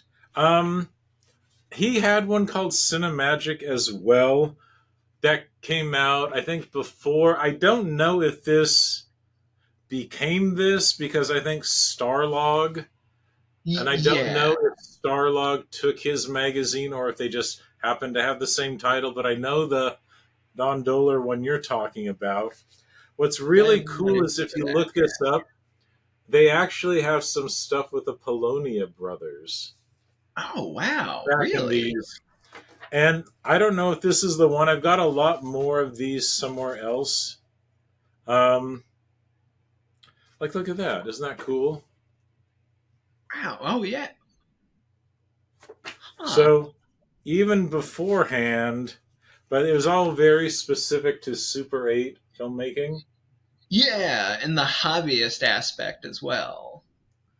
And kind of like you were saying, the ads were pretty cool. Like, I think at a certain point, they did have like ads for individual films, but a lot of tutorials like how to do Mhm. special effects on a budget. Yeah. Got stuff like that. Pretty cool. Oh, yeah. Yeah. I The don't only know. one I was familiar with is the Don Doler one. I have one issue of that I found somewhere, but the cover is just the Fiend from his Fiend. movie, Yeah. and that's it. Yeah. I almost bought a couple of those. I kick myself because someone was selling like a bundle on eBay for like $20. Now I look and some of them are like $20 or $30 each, and Right. totally. But I won't do it all now. But if I find the ones with the Polonia brothers, I'll do a scan for you. How's Yeah, that? that would be awesome. But here's the part for your research that I think you would really like. They had a section called the Producer's Bulletin Board. So people Okay. could talk about their upcoming projects and even like put their address or say if they wanted people to help them. So look at this. Oh yeah. Is that amazing? And Just then like independent videos production board. exactly. And I Yeah. know I've seen some Polonia brothers here. I should have been more prepared, but I'm going to find some of this and scan this Yeah, that and would be send it to great. you. Like Kung Fu Co-eds versus the zombies. I mean, look at that. Yeah, Pretty that's cool stuff. no, And that's then, of course, some old of Fangorias. course. Yeah. I bought a whole collection, and let's just see. I mean, come on. Yep. Yeah, that's always what I was on the lookout for through high school when I would go to like an antique mall or something, old issues of that, and just checking out the classified ads in that and seeing, oh, Todd Cook was selling his shot on videotapes in here before anyone knew who he was. That's the You kind of love stuff. ads. And I like how you use ads for research Mhm. because I can imagine you see an ad for some of this stuff. It's never released on home video. The filmmaker might be dead, and you get so excited about the ad, and yet you will never be able to see that movie. Absolutely. That's an overriding sensation with being into this kind of stuff. So I'm going to find this interview you did. So there's this guy that kind of did his own take on Halloween, Yes, and you became obsessed with him. absolutely. So tell me who this guy is, why you're so fascinated, how you tracked him down, and how you put this interview together with him. Yeah, so somebody had sent me just a bunch of old zines that a friend of theirs had given them and they didn't have any need for. They knew that I'm interested in that stuff. Went through, there were a bunch of what I thought were just one off or obscure titles, some of which I still know nothing about. One was Zones of Evil. I was like, wow, this is different because it's like 65 pages, which in that era, mid 80s, fanzines were 4 to 8 pages. Yeah. It kind of stood out, filed it away. A friend of mine that's also into shot on video and underground and stuff just was looking on IMDb, sent some titles, here are things that are on IMDb but have zero ratings or no presence, but they're there. And one of them was Happy Halloween 4. I looked at it. It's a pretty impressive self-made kind of collage cover art. I was like, Zones of Evil production. Like, what's going on here? That rings a bell. Went through the IMDb or forget who directed that one, but starring Brian Fortin, written by, pulled out the zine, editor of Zones of Evil, Brian Fortin. I'm like, all right, there's a whole story here apparently, because that was Happy Halloween 4 that I was looking at. I just started researching. First thing I found is actually the website The Ringer. Someone did a long interview with Brian. That kind of clued me in a little more from doing the public access show where he's become this kind of horror icon in the New England area as a result of that. Found one of his websites after with, little blurbs on the films and the zine. No contact information that was active. Kind of let it rest for a bit. And then I think he had a Friday the 13th kind of fan page and he showed off like his collection and stuff. I'm like, I'll try this. And that's the email that went through. And we just started corresponding via email. And after a bit, he just sent me free of charge copies of these Happy Halloween films and some of the other things he did. And from there, it was like, these are as great as I was hoping. And there's no presence online. They were never distributed because they just aired on public access. Hmm. So Yeah. I'm always curious how flattered these filmmakers are when someone like you finds them and shows all this interest in their early work. Yeah, it's been, I think, entirely positive from people. They, first of Mhm. all, amazed that I tracked them down. The fact that I even went through the effort and had an interest in something that I knew nothing about or hadn't seen. And then it's really gratifying to either talk to them and do the interview. And with Brian, it was great because I had a handful of the Zones of Evil zine, so I could ask him, like, and what about these titles that you mentioned in 1987? He's like, how the hell did you know about that? Like, I haven't thought about those. Those don't exist anymore. So just being able to do that research and show that somebody is paying attention, however many years later, is nice.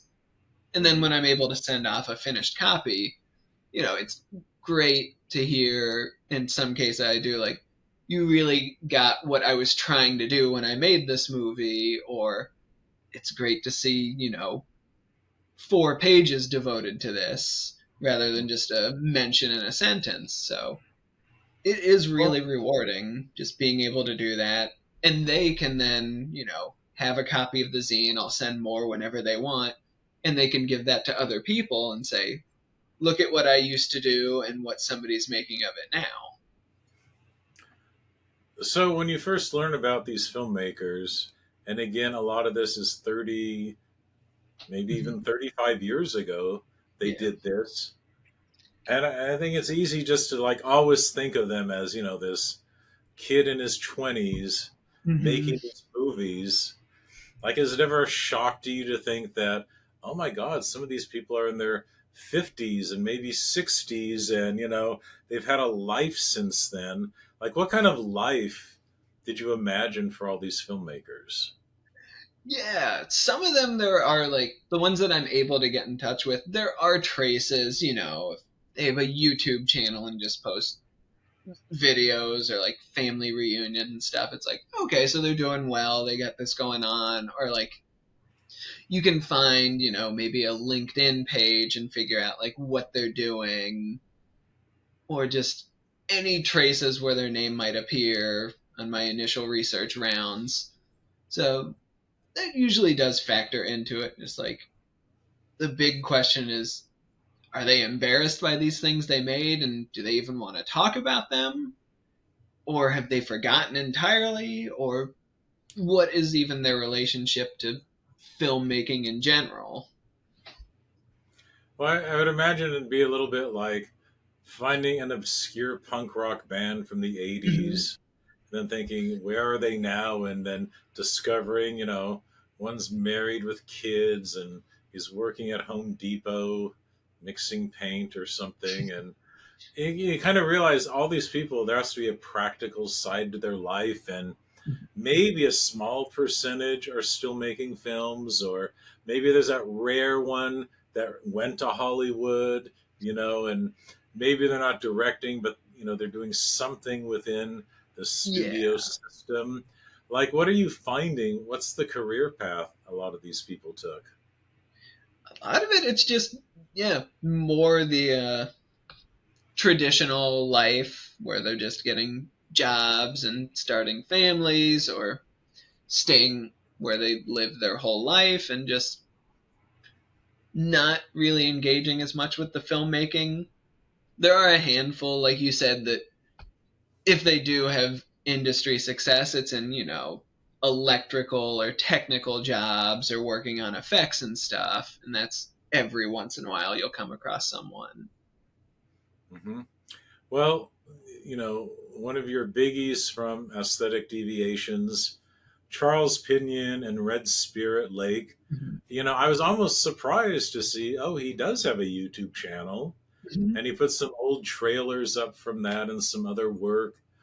But again, it's more of this not seeing a lot of new work. Although I did see, a couple things. I don't think they were full movies, but thinking it's really weird. Okay, and to get in the filmmaker's mindset, and this is more personal here, but to think as a filmmaker back in the day that would have dreamt of something like YouTube Right. and all the social media platforms, this would have been a godsend. Or to think, you can make a movie on your phone now.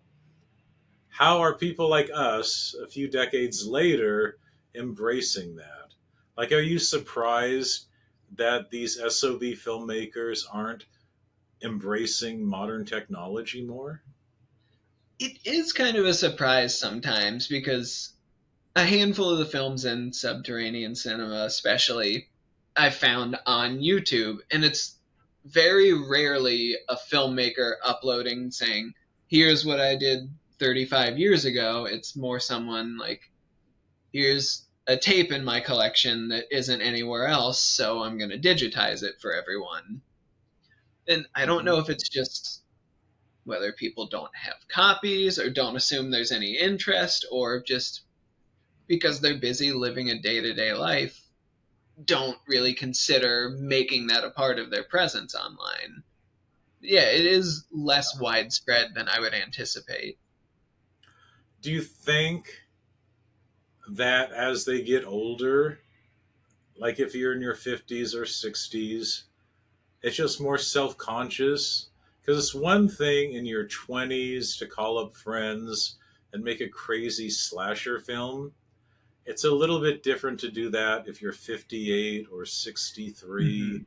or 70, And I Yeah, wonder if there's like a self consciousness to do that when you get older.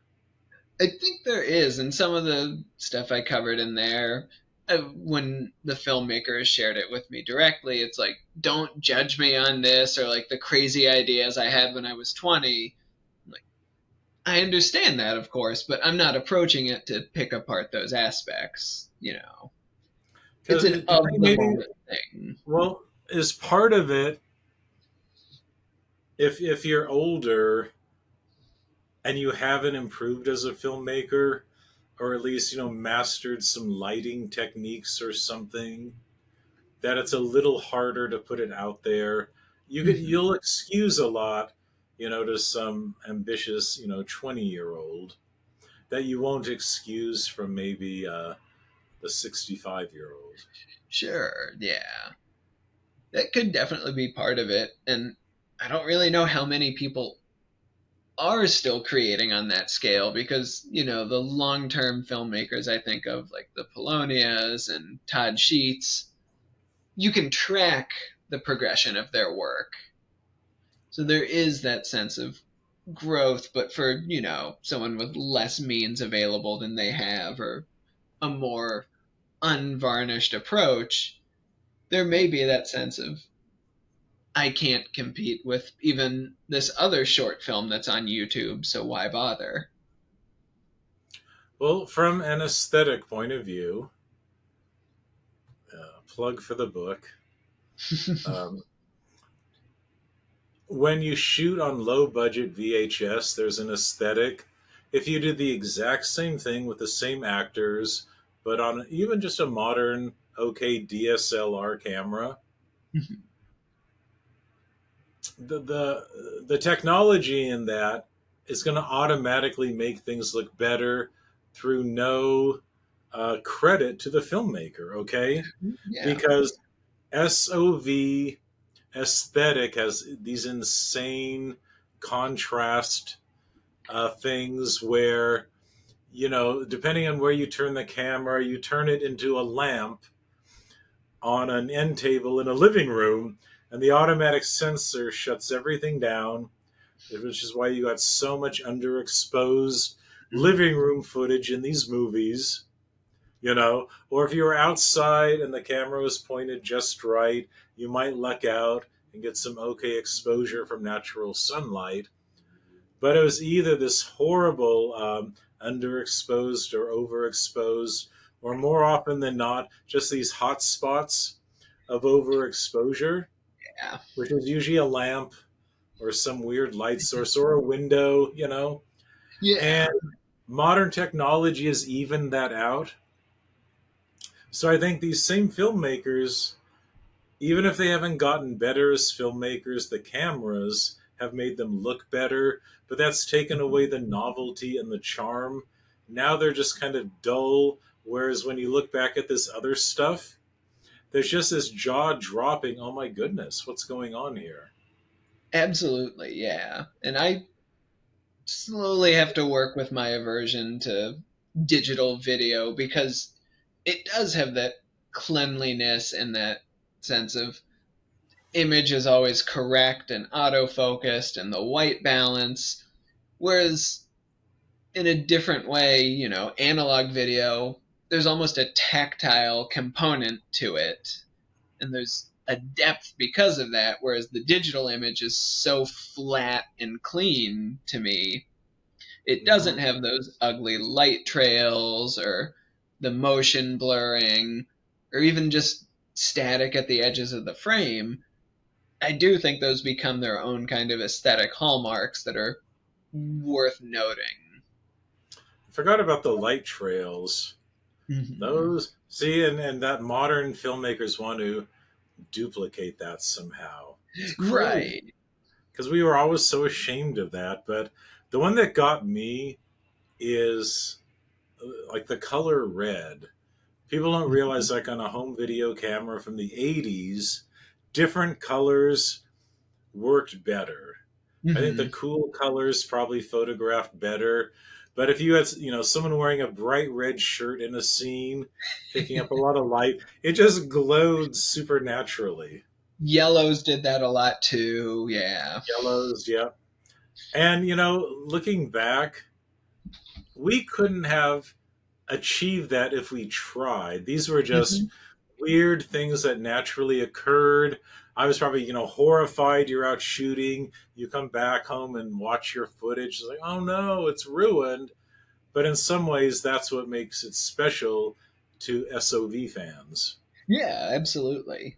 It's just kind of taken as a given from the medium being used. And it does become, like we said, a hallmark of that type of filmmaking. Here's another thing a lot of people don't realize is in editing, when you edit a shot on video, VHS, you're re recording that every time you edit it. Hmm. So when you do an edit, you're adding another generation. So any of those kind of flaw type things become even more pronounced. Absolutely. So say got the original tape, you edit it, second generation, then maybe you make a master tape out of that, another generation. Then every time you make a copy to sell through mail order, now Hmm. it's suddenly fourth generation, and these little flaws are just glowing, errors in your mind. Yeah. And then add to that several decades of just that magnetic tape slowly disappearing. Hmm. And then you got Vinegar Syndrome trying to take that and make a really cool looking Blu ray out of it. Yeah. It's a wonder any of this exists at all anymore. It really is a miracle, honestly. And I think that preservation impulse, especially, is what's important. Even if it's a filmmaker or a fan digitizing something and putting it up on YouTube, there's a record of it there. The last tape could disappear, but there's still the work itself. I just get angry when I see some of this, and I would just want to grab the filmmaker and say, why did you point the camera at that lamp and just ruin the whole life? Why couldn't you just move the camera like a foot over to the right Mhm. and just show your subject with that lamp light falling on them without having to put the lamp into that frame? Why? I just get angry. Or my other thing that just kills me is why, if you had to shoot outside, why did you point the camera and your mic at the noisy traffic? Yeah. Just, just going like 180 and pointing your microphone away from the loud noise. Hmm. And then the third thing is, oh, your outdoor scene didn't require any dialogue. In editing, why didn't you just cut all that traffic sound out and put the Yes. music in? You know? And you didn't These are have the to dub the common mistakes. voices. It just, that's what kills me as a filmmaker, and I'm guilty of that too. But then when I look back on all that, hindsight is 2020. Hmm. We all, if we had that knowledge, could have improved it. But it just goes to show how naive a lot of us were back then. And maybe it's that naivety that even allowed us to do this, because if we were smart, we wouldn't even have attempted it. Yeah, there is just that go out and do it DIY impulse to it, and all that that brings with it. Do you ever really ponder that psychology of what motivated these people to make these films? Sometimes I do, yeah, especially with the more one-off and obscure titles, because I don't have an article I can go to where they say, here's my process or something like that. So you do just, in my case, think of where did this come out from? What is the regional component to it? Are there any obvious, rips or allusions to other works, and what does that mean? And it does get my mind going a lot. Even something, are there any camera techniques or aesthetic hallmarks that show maybe they're working with not just a horror palette in what they're doing? So I do spend a decent amount of time with that kind of speculation. Because I think each filmmaker, too, has their own limits. And even though Mhm. they're all grouped together, there really is a spectrum. Like some of this SOV stuff that had very little story, I'm not going to say at the worst, but maybe just at the most extreme end, you had things that were almost just bizarre fetish videos, okay? Absolutely. Yeah, there's a ton. But then you get to the other end where they, really wanted to be like Hollywood with a story and Mhm. production value. But in between there, like I know for me, even though I can appreciate a lot of the splatter stuff, that wasn't, what I wanted to do. I might like watching it. I didn't necessarily want to create that myself, but I had an appreciation for the special effects that went into that. Or just knowing, I didn't like truly sadistic, Mhm. bleak storylines. But I kind of got the aesthetic they were going for. It's kind of like Henry Portrait of a Serial Killer. I can kind of appreciate the skill that goes into that, but I wouldn't want to make a movie like that. I Mhm. think for me, any gore had to be so over the top, it was ridiculous. Like, Yeah. I didn't want to mentally scar anyone, watching something.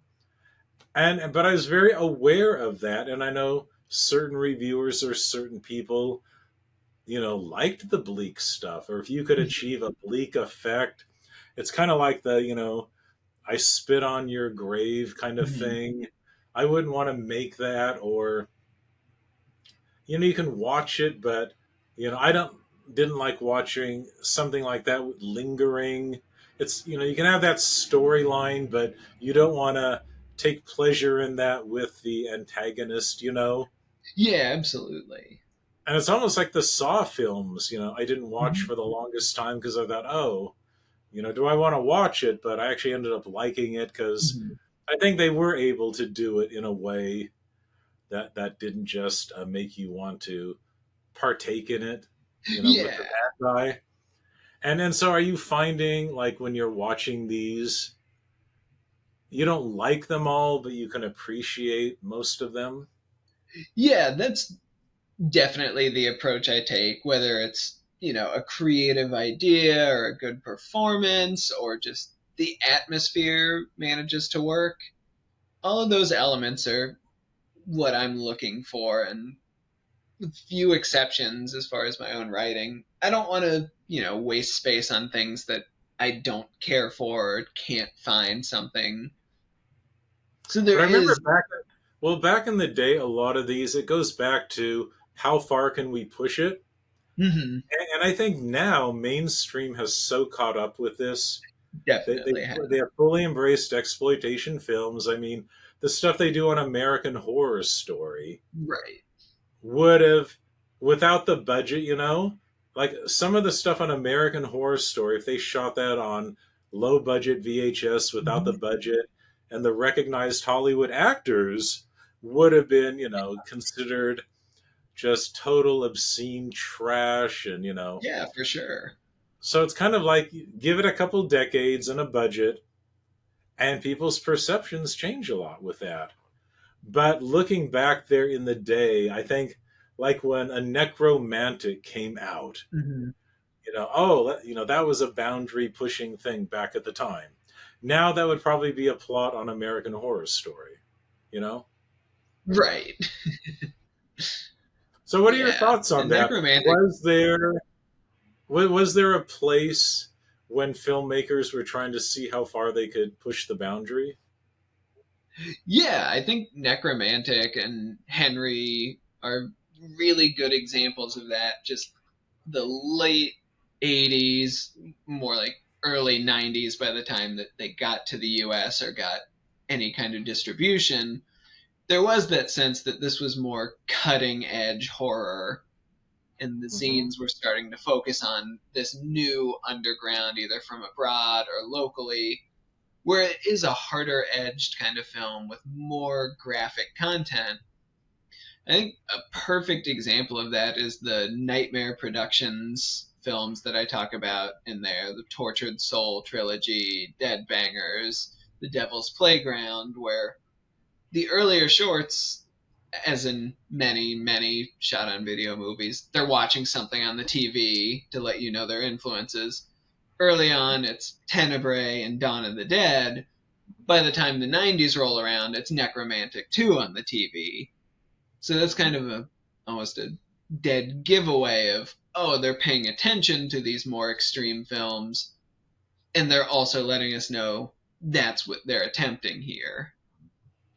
Well, it's funny you mentioned Dawn of the Dead, like the original from 1978. I Mhm. remember when I first saw that, it was so cool. It was like nothing you had ever seen before, Yeah. but I appreciated the humor in it, Hmm. and it kind of balanced, what was going on. But then when Day of the Dead came on, what was that in the mid 80s? I 85. still liked it. The special effects were cool, but it was suddenly bleaker. And I thought, Much wow, bleaker. I'm not having as much fun watching this as Dawn of the Dead. But again, Hmm. I can appreciate people who like the other. But part of it is you kind of refine what you like, and that's Yeah. okay. And sorry, did you find when you got into SOV, you wanted to watch it all, but then you refined what you personally liked more?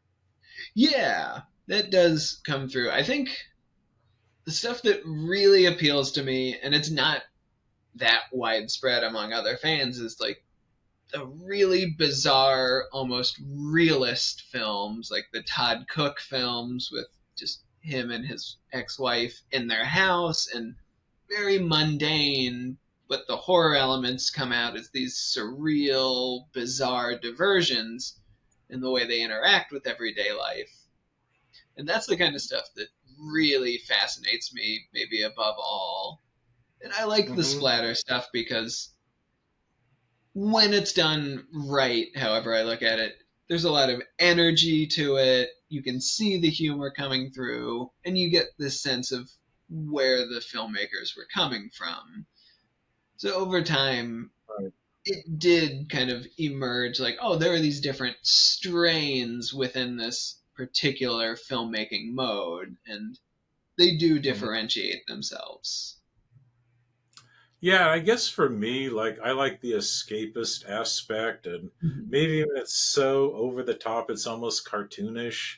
Yeah. Like I remember, when Reanimator came out, Hmm. that was so fun because it was horror, but it had a cartoonish element to it, Oh yeah. and you didn't feel, emotionally scarred afterwards. But Very I, true. but like one genre that I just don't get into is like the home invasion thing, Hmm. and like what is it, funny games, and then Yeah. what's the other one that leave Tyler, the Strangers? Yeah, that's Is that the it? more And all recent one. those, and maybe even to take it to like oh, what's the one where one day out of the year you can do whatever you want? Oh, the Purges. The Purge. Maybe it's Yeah. because those hit too close to home, thinking, wow, that Hmm. seems possible, and that would be actually kind of miserable. Yeah, and they definitely play on that element, I think.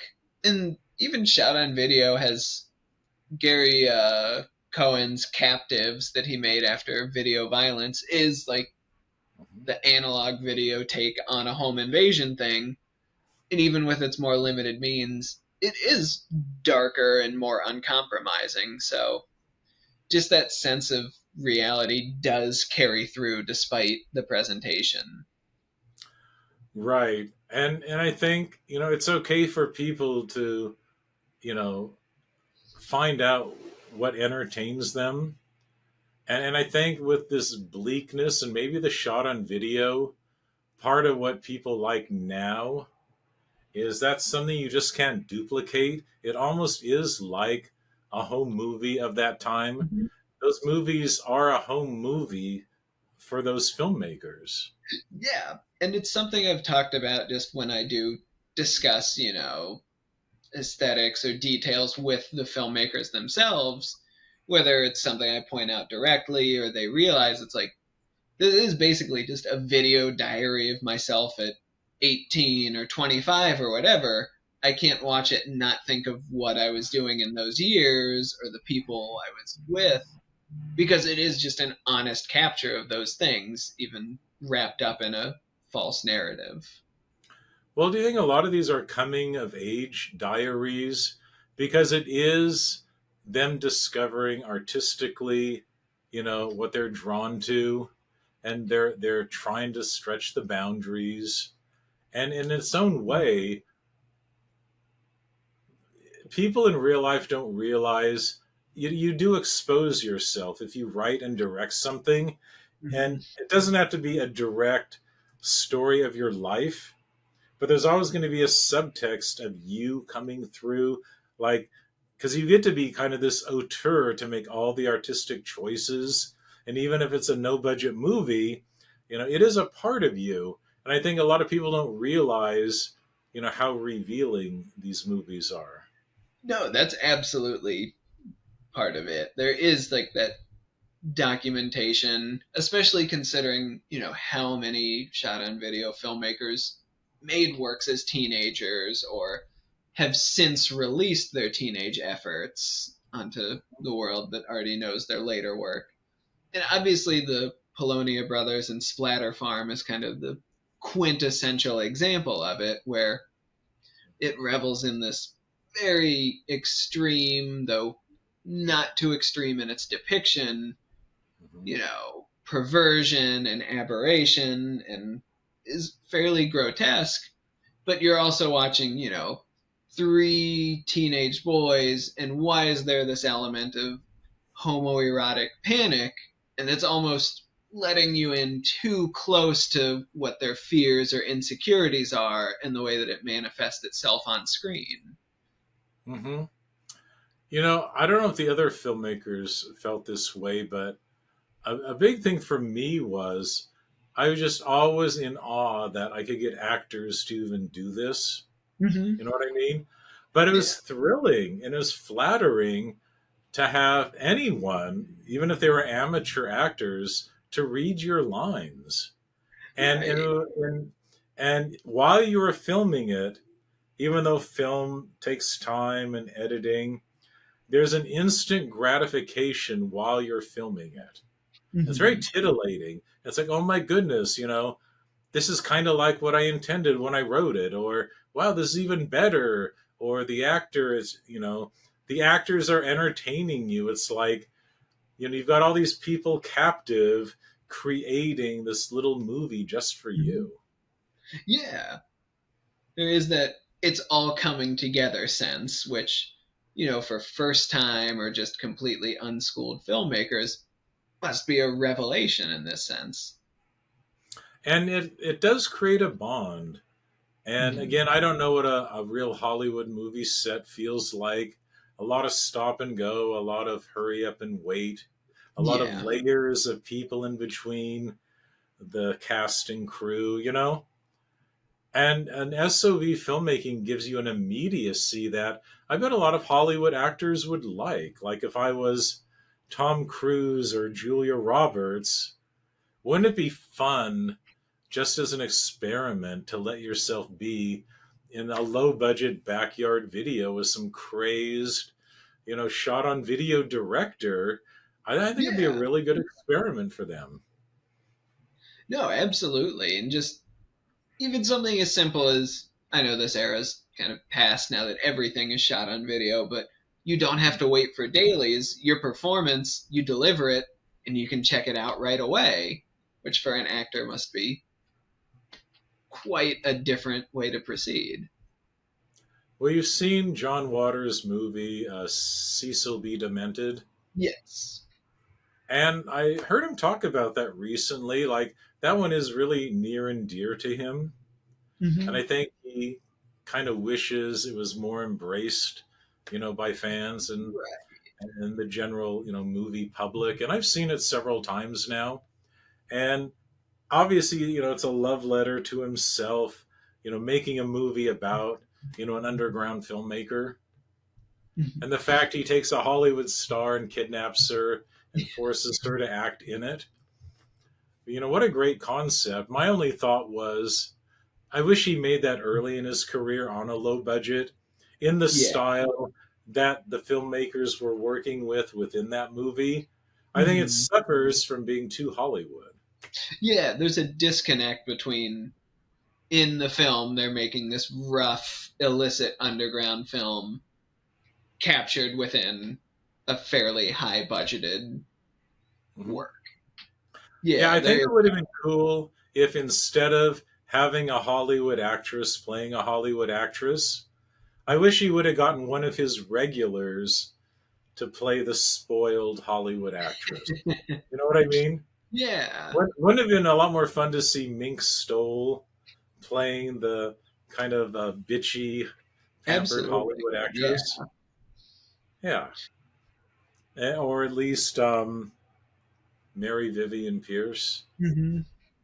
Yeah. Okay, I'll do a little lightning round with you here. By the way, so besides Subterranean Cinema, the cool zine like publication, the companion piece to Aesthetic Deviations, you put out something called Pinhead Music Zine, which is about the West Virginia music scene in Kaiser and this amazing entity called Red Nail Music. What's that all about?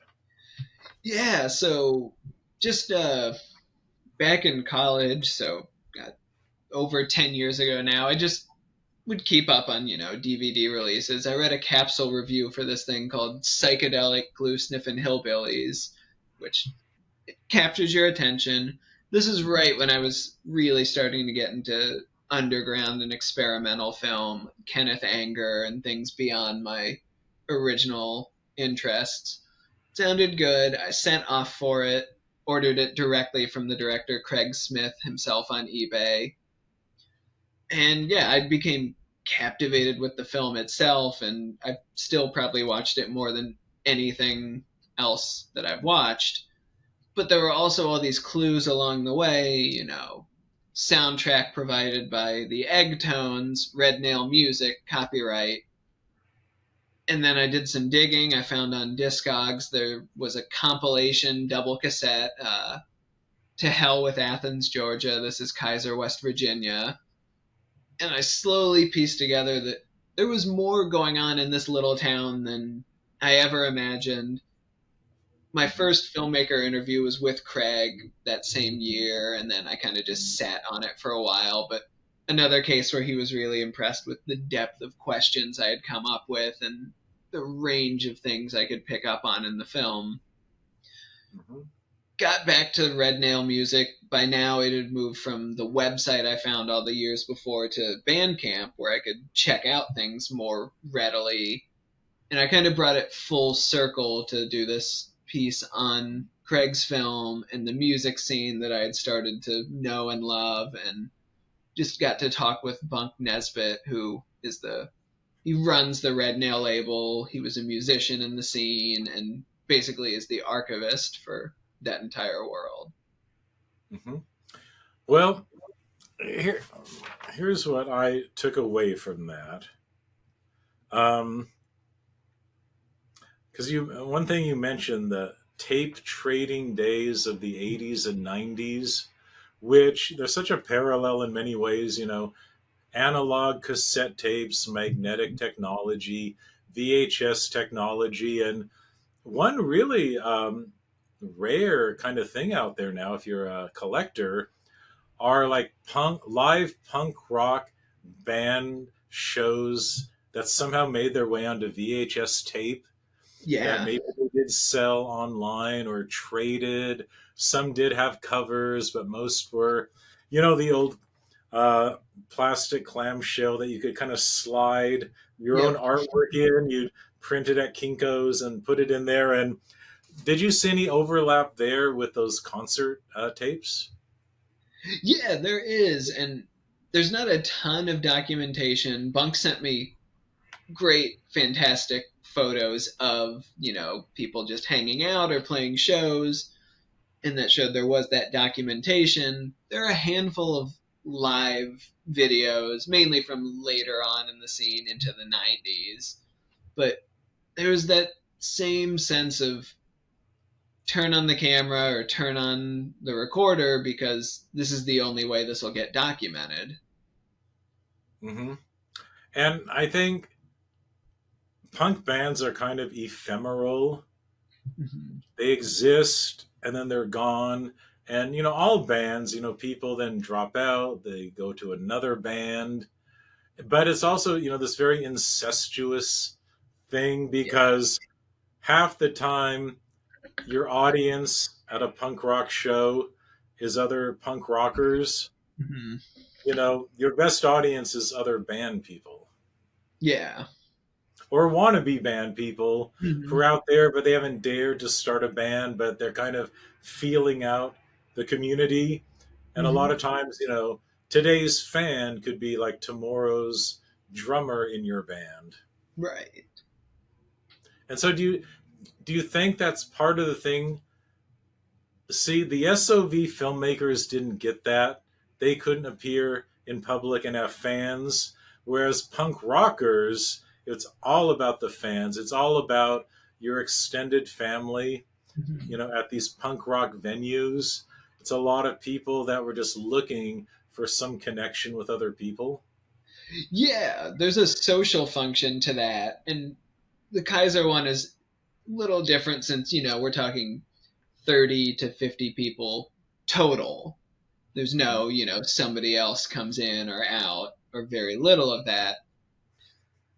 There's no social aspect, at least initially, to the shot on video filmmaking, apart from, say, Todd Sheets and his regular actors and collaborators. But there is very little of that, like, I'm going to do this or perform this or put this out, and people in town will come out and start to know each other. So there is kind of a divide there, even if, the creative impulse and basically just the idea underneath it all to communicate something is still the same. Well, can you imagine if these early SOV people could have put it on something like YouTube, Hmm. but then had to deal with likes and dislikes and comments, and maybe they're part of what's special is that isolation, that if they really thought they had to put it out there for public scrutiny, it'd be so terrifying. Maybe half these people wouldn't have even made this stuff. Yeah, absolutely. Because really, in the '80s side of the SOV world, it wasn't, these weren't getting reviewed in Fangoria or anything. Really, the only critical test is, oh, somebody wants to pay me to distribute this. There were none of the little nuances that could, pick at their armor, like a thumbs down or a bad letter, at least initially. Right. And I can remember back in the day before you could comment on everything, or I remember when Amazon first implemented leaving a review on a product or something. And at first I thought this is really cool. Wow, we can get other people's points of view. And then I remember on YouTube, there was a time before there were like film commentators and film reviewers. Right. And it was kind of a novelty at first. Now it's so established, and I really like that. I mean, it was such a revelation to have something other than like a Siskel and Ebert out there giving Yeah. their opinion. And the first time to think, wow, these are people who love horror films talking about horror films. They're not just acting superior, they're actually embracing it and loving it. And I think people forget there was a time, maybe 10 years ago, when we didn't have that. It's Yeah. actually a very recent thing to have a community of people who love what you love online. Yeah. It's easier to reach people and see what people are doing or saying than ever before. And there isn't that, I'll write a letter to this guy from his classified ad and maybe he'll get back to me and I have a pen pal now. Hmm.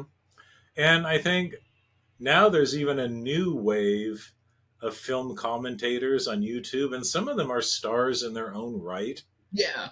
because they're so clever, and they might mix it with clips of the movie. And some of them Mhm. put a lot of effort. They script it. Like the scripted ones are, really pretty amazing. It's And intricate now. yeah, and to think that they've taken so much time on movies that a lot of people dismissed in the Yeah. past. Is that amazing? Yeah. It's an entire overhaul of criticism, basically, especially with the state that print criticism is in of late. Yeah. And I think it's also an extension of your publisher, Head Press, Hmm. that I want to, since I'm looking at it, you can see the name Head Press. Yeah. There we go. And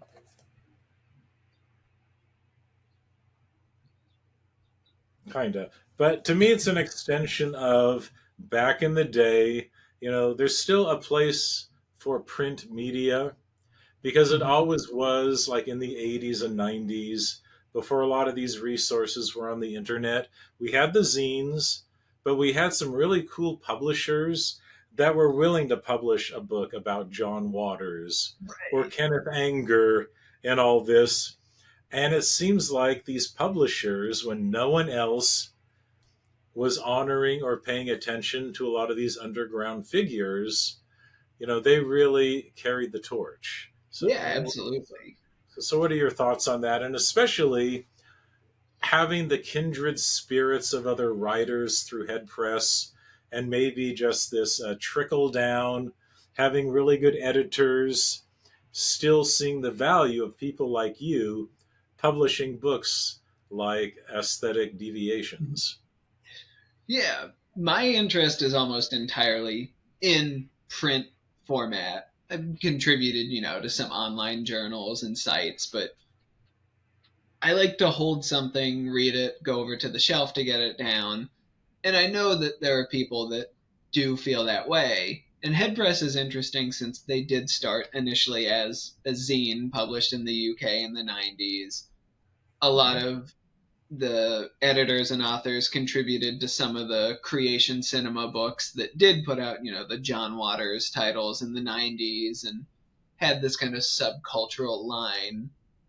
So it's nice to know that not only are they putting out other works I like and that we get along well, but they're part of this tradition of this kind of oppositional and independent culture in publishing.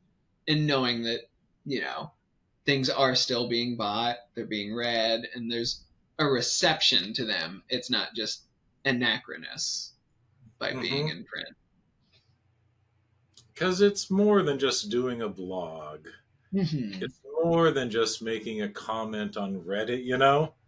Everyone now, you read clever stuff online, and maybe you get a few good paragraphs here and there out of people. But that the discipline of going deep into a topic in a book, Mm-hmm. there's just something still very special about that.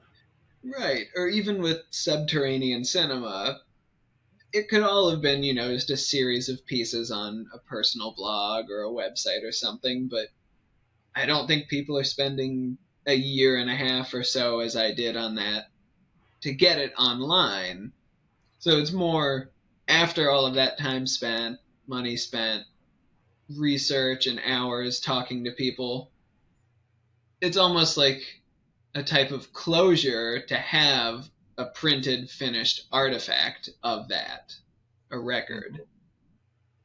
Well, here's a deep question for you. Because, you start off as a fan, then you think, I'm going to do research and write a book. And and when you're done with it, it's never what you think from the beginning.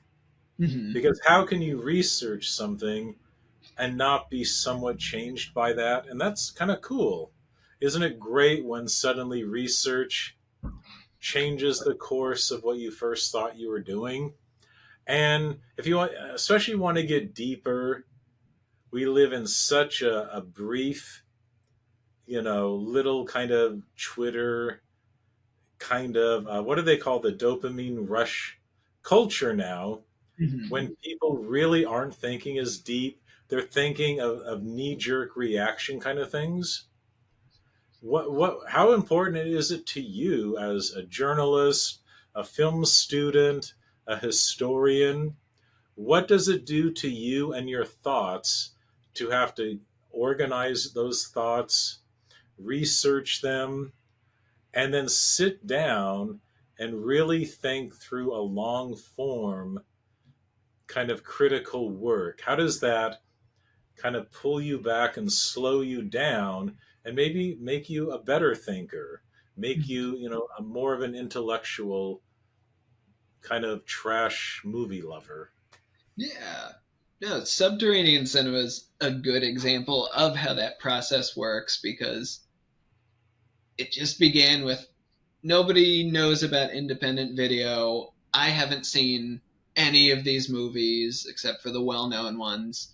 I should do something about this, and I'll, do what? I'll write about them all, I'll interview people, and needing to research it, needing to track down other issues of the magazine that inspired it, spending an entire evening just Googling two or three names and coming up with any results, it kind of humbles you in that I couldn't just say, like, all right, I'm going to push through and do this. It's, I'm going to need to be patient and I'm going to need to really try and make connections and see what's out there and also accept that I can't do everything that I want to do. And, it took so long and things were either so slow in coming or I just wasn't able to get to them that it could be 2 weeks before I returned to what I'd been doing. And even in that time, the last sentence I had written, I had a different perspective on. And I think it does merit what I did, and it exists because of that process as the form it is now, whether it was how I intended or not. It's what it is, and it's what I'm happy with because that's when the moment to release it is. So I think the slow process and even all the frustration along the way, or all of the time, waiting for somebody to get back to me or getting a letter back returned to sender, all of that is part of what it takes. Mm-hmm. How has it changed you, Vincent, as a scholar, especially someone who's maybe, first went to college feeling idealistic and, all the world is nothing but possibility. I'm going to write the perfect this or the perfect that. Just that process of learning, life is messier, nothing's perfect, but at the same time, it becomes more interesting because you see Yeah. the flaws and you see the messiness, and nothing is created without, what's that saying? You can't make an omelet without breaking a few eggs. Yeah. And you kind of let go of perfection, and you kind of embrace the messiness and the weirdness. How has that kind of just changed your overall outlook as a writer, as a scholar, thinking, you know what, every time now I do something, down in the trenches, it's going to be messy. People are weird, you know, just trying to pull information from people can be an art into itself. So how have you kind of reconciled your early idealistic self with the more real world Vincent now? Yeah. There are a number of ways to address that. I do think moving from idealism to not cynicism, because if I was that cynical, I wouldn't keep doing these things. But there is that sense of I'm going to need to cross paths with a lot of people, and it may not give me the answers I want or need to hear. And I may accept that, something I've spent 2 years tracking down either will not be available to me or is not what I anticipated at all. And I just have to be prepared for that. And I think there is a nuance in approaching those situations and still making something positive of them on the page. Hmm. And then there's also the sense of, if I'm not doing this, nobody else probably will, which is kind of what drives all of these projects. I have to realize that at a certain point, as good a response as these things do get, there's only so much that people will care about. There's only so much appetite for these things, and that mirrors, the availability and release of the films that I'm working with in their Hmm. initial stages. So it's also been kind of grounding to know, like, this isn't a career. This is a hobby that I am making work. It is getting a response, but it's rooted in that side of things rather than any kind of broader notice. It's not changing the world or anything. If maybe some people give attention to movies they never knew existed or make somebody's day by commenting on them, then that's what really matters and why I do it for. And it's Well, do you about, ever feel maybe a parallel between you and these filmmakers in that they made the films, you wrote this book and this zine, but in both cases you put all this effort and then think, who's my audience? Who's going to consume this? And I yeah, think that's another missing part of this is we're in these genres where there's no guarantee anyone's gonna consume this. no, absolutely. And that is the case. It sold very well. I'm on the second printing now, which is what I had anticipated. I have people that read what I write and do seek it out. But there's not really that moment of how do I break through to the next level, or is there a next level even, which, needs to be considered as I continue to do this and have plans for other work in this vein. But I also look at something like the Pinhead Music zine on Kaiser, which that has arguably the smallest potential audience of anything I could do, since it was Hmm. almost unknown outside of participants for the longest time.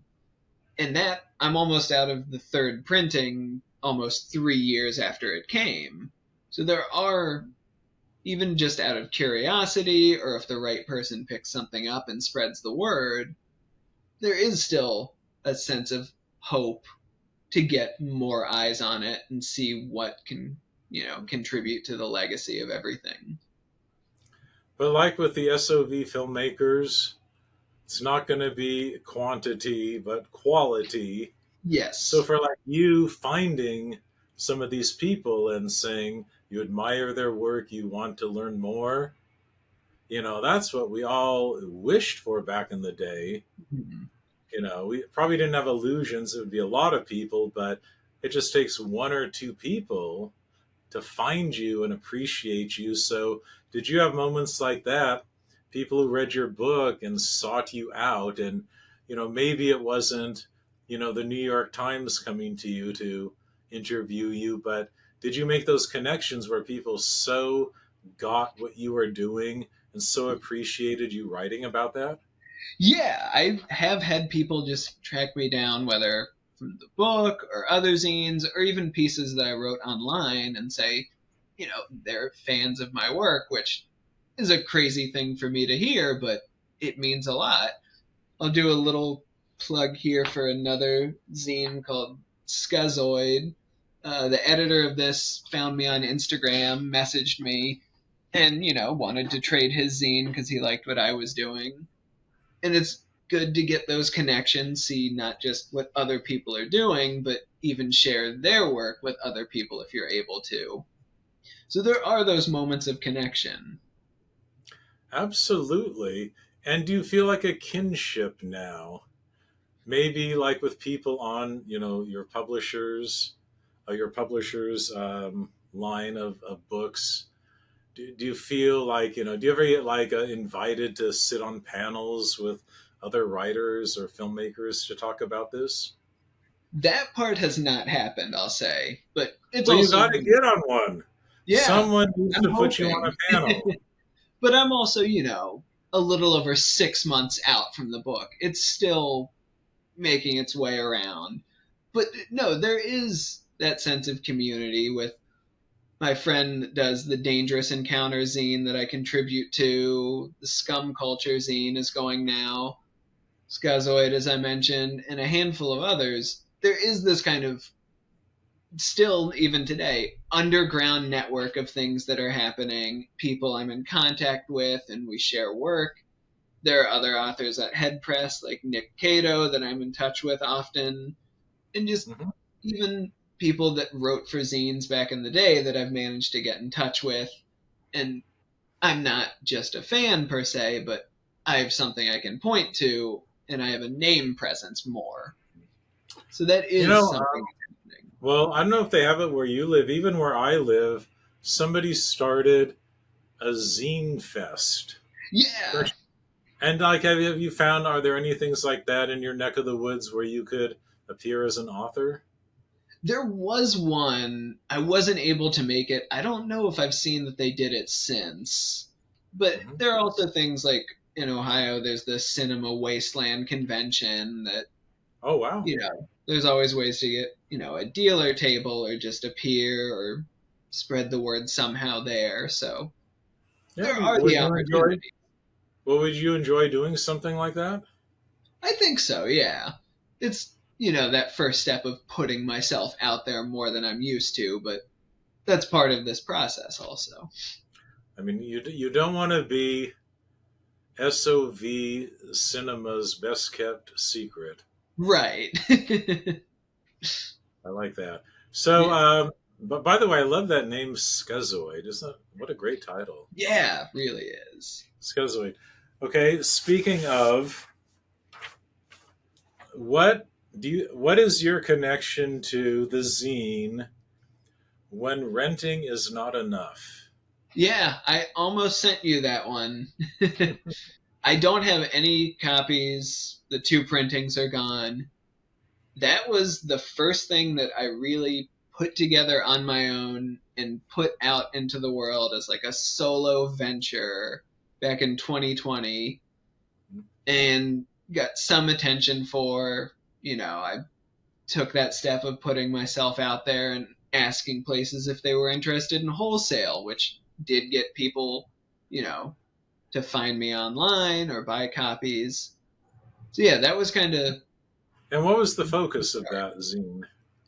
Yeah, so that was basically about just VHS specific areas and shot on video horror, because I'm not a VHS collector particularly. I have maybe 50 tapes. I'm more any format I can see the movies on or where I gravitate toward.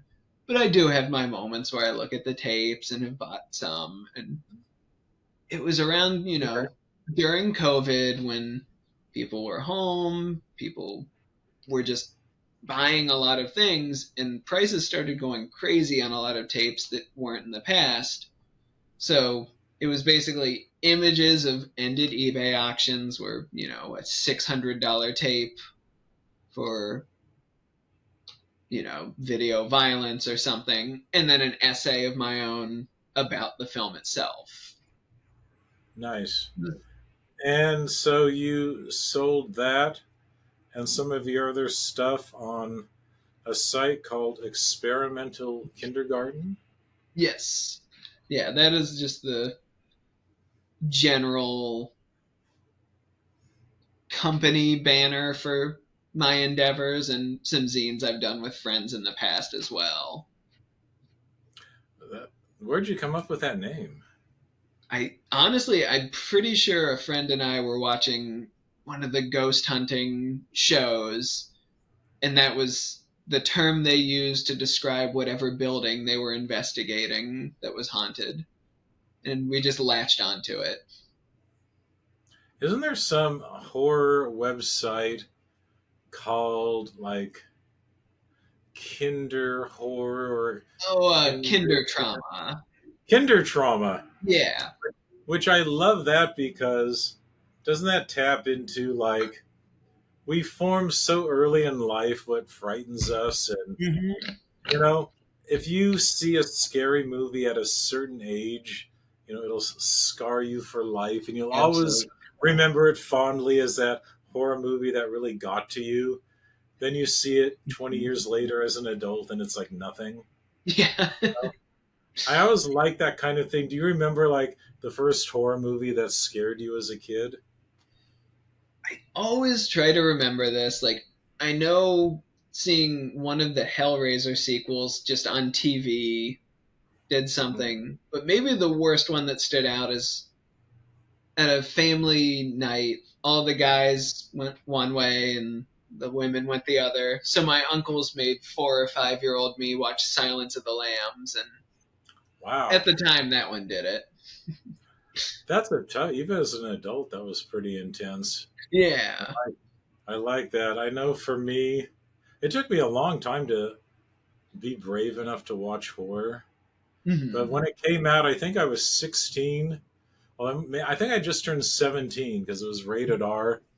And I could get in to see Brian De Palma's um, Dress to Kill. Oh yeah. That really freaked me out. The kind Mhm. of the switchblade razor in the elevator scene Yeah. slash. But the one that got me was the hospital scene at the end. Mhm. There's just something so creepy and disturbing about all the Yeah. people in the hospital, and now that would be nothing. Right. But okay, we'll wrap up in a bit. As much as I would like to turn this into a Dan Kinham style marathon, we could beat that record. I'm trying to look. I don't look at the clock. I think we're only 2.5 hours in. That's enough. Right. Dan and I would have 2.5 other hours. But to go into our final stretch, a Sure. few things I want to talk about. I love that um, it's not just horror, not just SOV, but you love this punk rock Mhm. DIY. I love your association with the Kaiser punk scene and what you did with Pinhead Music Zine. I just love how punk rock and SOV they're kind of kindred spirits. Absolutely. Yeah. And I think, don't you think a lot of these filmmakers, if they hadn't done SOV horror, they would have just started a punk rock band? Yeah. Or in like the case of Charles Pinion, that came before being an SOV filmmaker. Yeah, it definitely commingles. Like, do you like listening to punk rock? Yeah. Yeah. My tastes have gone into less straightforward directions, but that's definitely like the root of my music listening from high school, middle school onward. Is it modern punk rock, or do you like to find punk rock from like the early 80s or different Mostly, eras? yeah, older 80s stuff, and then the point where, punk rock became hardcore, and then we had, I guess, college rock at the time, and the weirder, more off the beaten path stuff I'm interested in, the noisier side of the 80s stuff. So, what Yeah. were like the punk bands of the 80s that really changed you? So, an early one back in high school that definitely changed my approach to what I listened to was Flipper from San Francisco. And that's where I started to realize I like more noisy and unconventional stuff, more confrontational. That was a big one for me.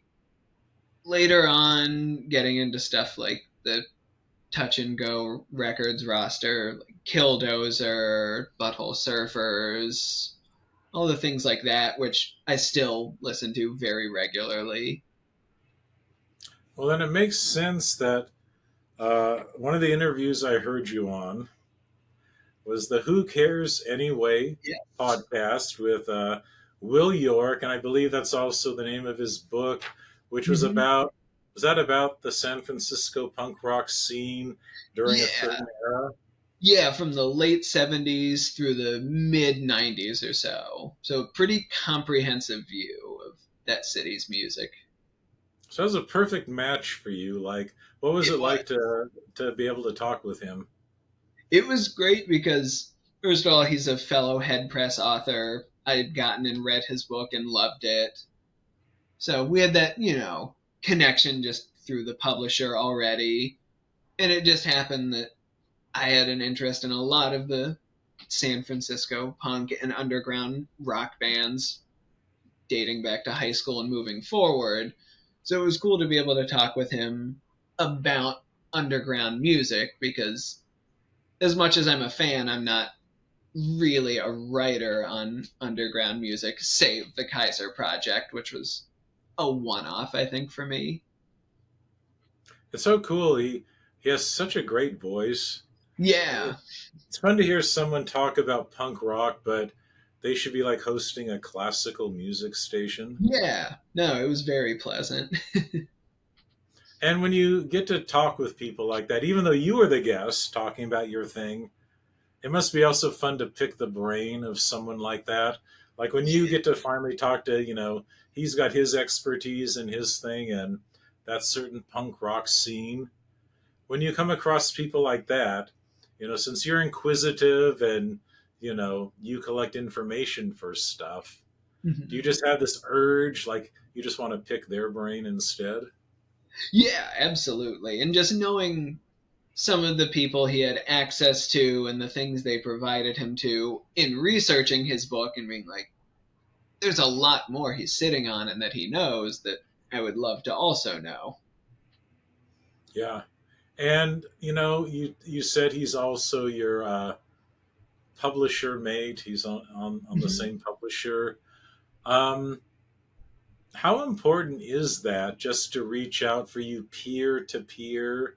Now that you're published, you've got expertise here. What's special now when you get to reach out peer to peer, say with other writers like that? Yeah, it's just nice as far as in like the social media age as well. Like if I see, Head Press announce a new book, it's, oh, I'll follow the author because I'm interested in that. I was a fan of Headpress long before I ever published with them. So I know the quality of work. And then, if they see in my bio, published by Headpress, there is a vague sense of, community through that that's nice. Because I know firsthand what it's like to approach people for an interview, both on a podcast, written, or a documentary, Hmm. which we might talk about a little bit when we wrap up. Um, and I'm sure you're really good at it. Part of it is just researching and finding their email Hmm. address. Isn't it Yeah. weird? when you can't find someone's email address in this day and age. Yes. And it happens a lot somehow. But do you find now that you've got, really amazing credit, this is an amazing credit you have, does Mhm. this open doors now when you say, I'm the published author of Aesthetic Deviations? Does that open more doors for you now? It has. I've tried to be modest about it, but as many people have told me, no, you have to push that angle, Hmm. both because I should be proud of it and it does open the doors.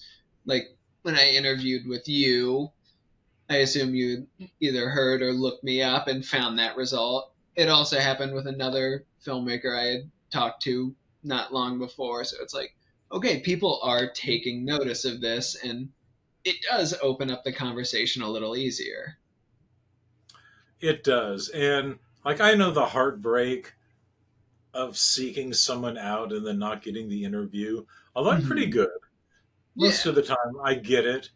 But like, especially when you're doing the book or the zine, was there someone you just so much wanted to get through to, and either you couldn't find them or, heaven forbid, they said no?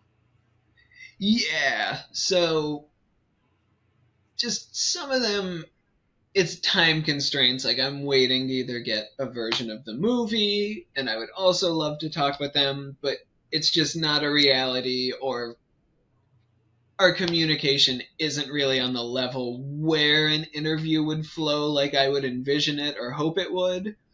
Then there are other times, like another zine I had done on the films of Matt Smith out of Florida. It Hmm. just, even though we were in touch for a bit, just went unremarked upon. So just Well, have to accept that. so there's something out there called Vision Holidays, the That would films be the of one. Matthew Smith. So what is that? Yeah, so he is a Florida filmmaker. He was a fixture on the zines, independent video as well, Draculina, and, very obscure, hard to find movies. Saturn's Core, back when they were still a VHS label primarily, put out a really limited run of two of his films, Blood Summer and Sometimes at the Cherokee Sink. I got a hold of a copy and I loved them, and it was an early one of those cases of where are these? How can I find them? I'll do whatever I can. And through various convoluted operations, I got a hold of them, and it was a rare instance, like a lot of the things in Subterranean Cinema, where they lived up to whatever hype I had built in my mind, and I just needed to do something with them. So, Vision Holidays, was that an actual zine? Yeah, it was a smaller, like 16 page, just corner staple thing I did in between the Kaiser zine and Aesthetic Deviations coming out. Okay, so that's kind of like when renting is not enough. It's something you put out and sold, but it's kind of out of print now. It is still in print Okay, when I go and print more, I but like it's that. Well, been that's the whole available thing. for a bit. You see, you're not at the mercy of anyone. You just fire up the printer, put out Exactly. a few copies. So, what I want to do here, you know, the punk part. Is there any? If you could like interview any punk rocker from any era, from late '70s on up through now, who's still alive, do you have a dream punk rock musician Oh, you'd like to wow. interview? Still alive is the tricky part there. Because if you're not a dead punk rocker, I guess you didn't fulfill the punk rock, right? Yeah, man. It's a good one. Let me glance over at the record shelves and see if I have an easy answer. You know what? I'll just go. The first one that comes to mind, I'd love to talk to the guitarist Craig Scanlon from the band The Fall, Hmm. because I love his playing style, and he's also been notoriously reclusive since being kicked out of the band. So yeah, that would be a Nice. good one. You know, it's just so inspiring. Like, I love hearing about what influenced people or what still holds an influence, especially when you're younger and you Mhm. first discover all this, or first discovering punk rock exists and the Yeah. possibilities. Like, not everything is mainstream. There's a lot that you don't hear on radio. Hmm. And do you still kind of remember when you first learned about that, whether it's music or films or culture, that there's a lot more, than the top 40? Yeah, absolutely. It was when I was in middle school and started realizing, I think just from reading in magazines, because, alternative culture was known and more mainstream in the 2000s when I was really getting into things. Being able to find, a Damned or Cramp CD at the mall was a big deal. And it's like, this isn't what any of my friends like, but this is the path that I'm interested in. And that's how it went with movies as well when I could find them. And when you discovered that and embraced it, did you suddenly feel different than your friends or classmates of, wow, they don't know about this? And, once you have your eyes open to that, it's hard to look at the mainstream in the same way. Mhm. Yeah, absolutely. It's like, I mean, they like what they like, but they don't know what they're missing out on, kind of thing. Which Yeah, and everyone's taste to themselves is fine, but. it's not like you have to convert everyone to your way, but at Mhm. the same time, suddenly you kind of maybe it's hard to explain to them why you like it.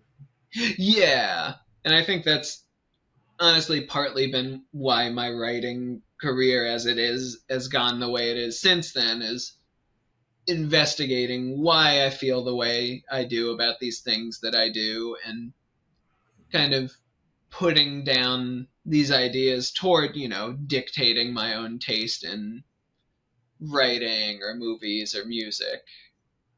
Hmm. Do you sometimes wish you could get that again? Like, now you've been exposed to all these things, they're not as unique as when you first discovered. Like, do you think it's still possible to discover some new art that's still a little subversive, a little under the radar? Yeah, I absolutely do. Just even some of the shot on video titles and sub cinema that I come across that I never would have thought I would see, or if I read a different magazine or something, a new title that, even as much as I think I know, has escaped my notice. And I think that's just a good function of being into underground culture in general, music as well, is the deeper you dig, the more is just waiting to be unearthed. Well, There now are that you always put your things I don't know. Yeah.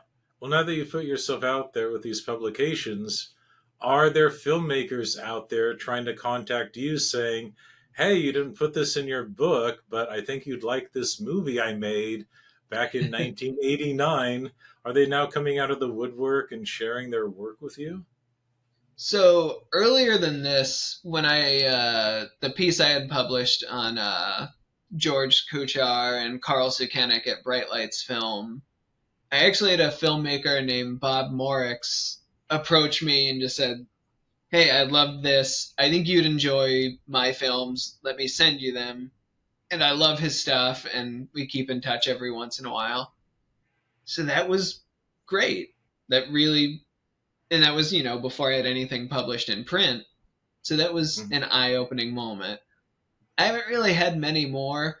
I will say, and it was kind of funny to me, just on one of the handful of reviews of Aesthetic Deviations, somebody left a comment about, like, this isn't comprehensive. I wish they would have paid, more attention to James Stanger's independent video magazine and the underground. And, I just had to laugh because this was in the works at the time. It's like, Yeah. wait for part two, and we will have that stuff addressed. Well, it made me think. since I've got this too, that to me, this is just as substantial of a work as Aesthetic Deviations. Have you thought at some point, and maybe it'll be head press, just to republish this, in a similar format to this? It is an idea that crossed my mind. It was mainly when I was, figuring out how am I going to print this now that it's 92 pages in Word and oh, that's almost as many words as I wrote for the book. That's when it clicked and it's like Mm-hmm. I liked the immediacy of doing it as a zine and in the same style of independent video. I don't need to wait, a year, year and a half for everything to go through for publication. And, if the writing's a little rougher or there's no, overarching format decisions made, it's fine. But I've also come across, titles on my list from independent video since that I just didn't end up including because this was ready to go and I reasonably couldn't make it any bigger than it is. So there are those thoughts of could always do a revised version, clean things up, add in titles that I've come across since, and try to get more interviews. So that is something down the line possibly worth Yep. pursuing. But that's the, mainstream voice talking. I do like that you resist that too, saying not everything has to be neat and tidy and tied up in a Mm-hmm. bow. You can still do a slightly rough around the edges zine if you feel like it. Yeah, exactly. I can keep this in print as long as I can afford to and as long as people are interested and always have a box ready to go, which is nice. And, to go back to, back in the old SOV days, the things that we were so ashamed of back then are so often the things that the people think are special now. Yeah. Like not having a character generator for titles, making hand titles, and Uh-huh. just filming those on your camera. Yeah. And, you know, we don't have a nice music, but the little Casio keyboard soundtrack people think is really cool now. Yeah, absolutely it is. So, with your own work, as you progress, do you always want to have a handle on something lo-fi that you're putting out? I do like having an alternative outlet to, the more respectable, legitimate book publication side of things. Because I do Yeah. like having the control of it. If somebody's interested, I can say, send a couple bucks or don't worry about it, I'll send this your way, and having that freedom to disseminate things a little easier. Nice.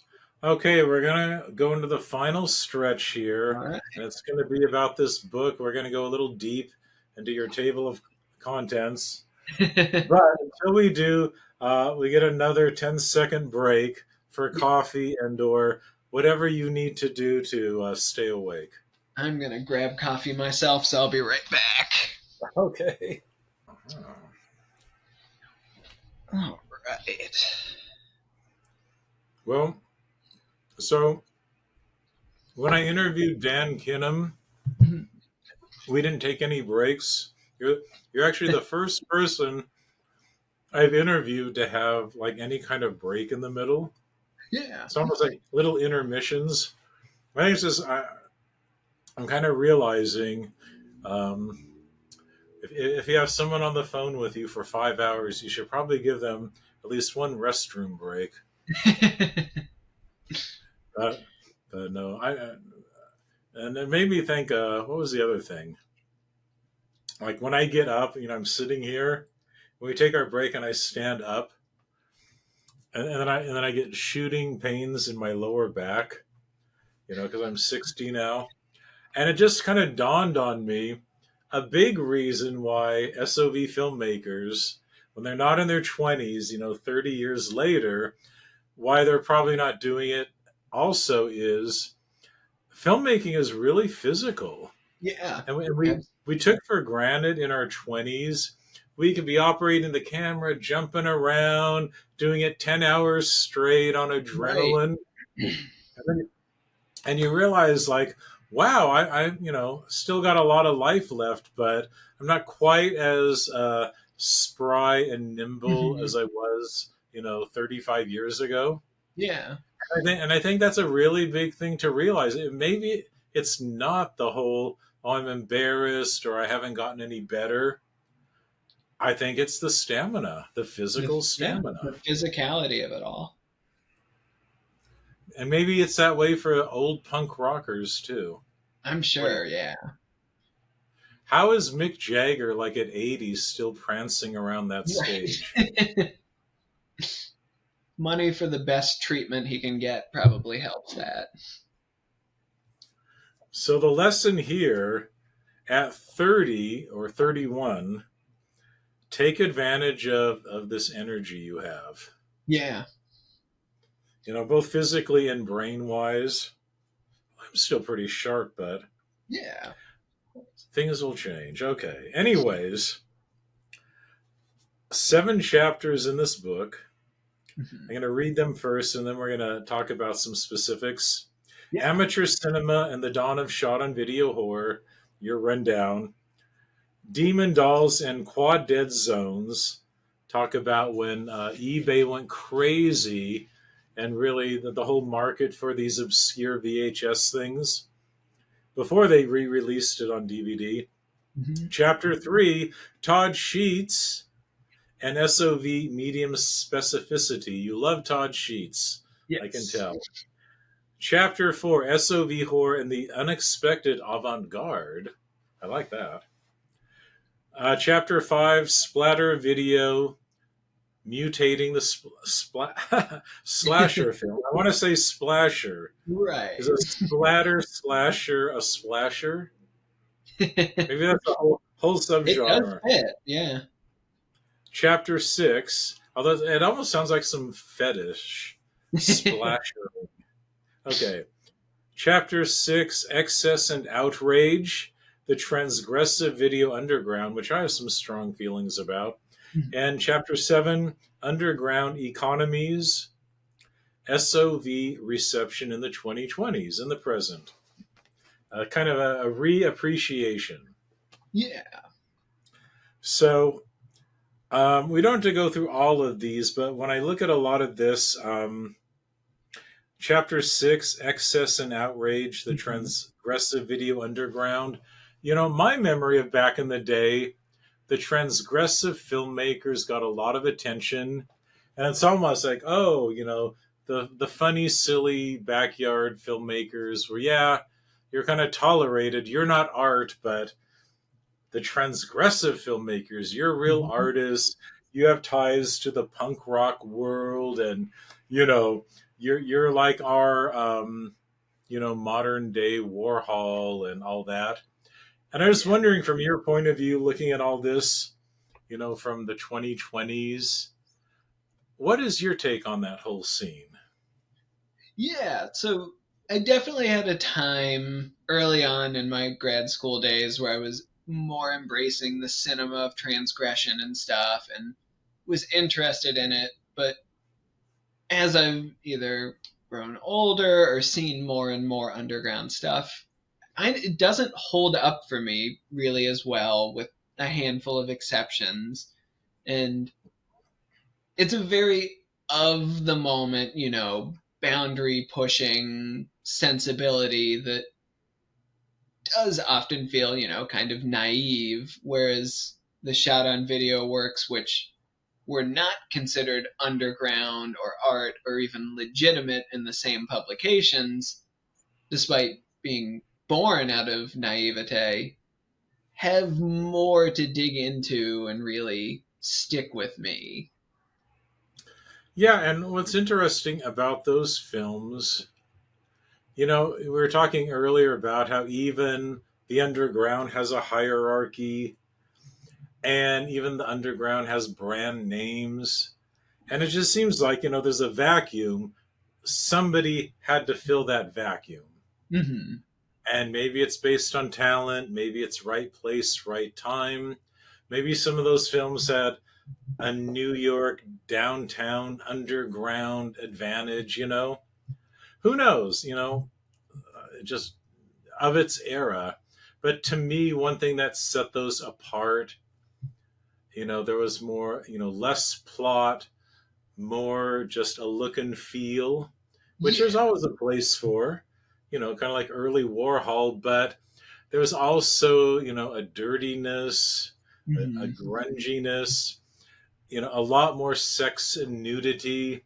I think they Definitely. were pushing the sexual boundary more in those.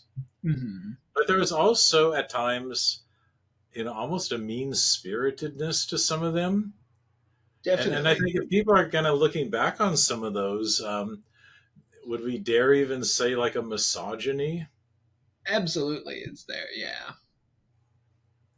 So when you look at it through, a current lens, and I'm not one to like, look at everything in the past through the current lens Hmm. because it's very easy to look back. So I'm trying to remember back in the day, when it first came out, and I was still an adult. And I think a lot of it was the filmmaker putting themselves front and center the way Warhol did. Whereas, a Todd Sheets movie is Todd Sheets, but he still is there in the background making it.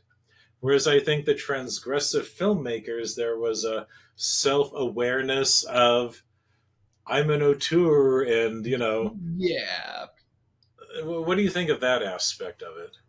Yeah, I mean, I think the obvious example is like Nick Zed, who, had the Underground Film Bulletin zine and really did kind of build himself up as almost like a bad boy filmmaker. And that reputation came packaged with the films themselves. And, he featured himself in Police State and Thrust in Me as well. So there was that centering of the persona Mhm. and the And I think, constructiveness of it. yeah, and it takes a certain personality to put themselves out like that and maintain it. You know what I mean? Hmm. So for the fact he maintained that, that was something that a lot of people couldn't do. Yeah, for sure. Because in today, in our Instagram culture, everyone kind of knows the rules of media. Back then, we didn't. As low budget underground filmmakers, we didn't know those rules. We didn't grow up thinking we would be on the red carpet. Now, you're 12 and you know how to appear on the red carpet and be Right. media savvy. So I think in that way, I kind of look back and think, wow, they were sophisticated, or maybe they anticipated what media would become with Instagram and our whole new culture now. There was a savviness to A it. savviness and almost like a confidence. And what do you call it? I'm not going to say narcissism, I think but that almost, is a fair point for some of the filmmakers though.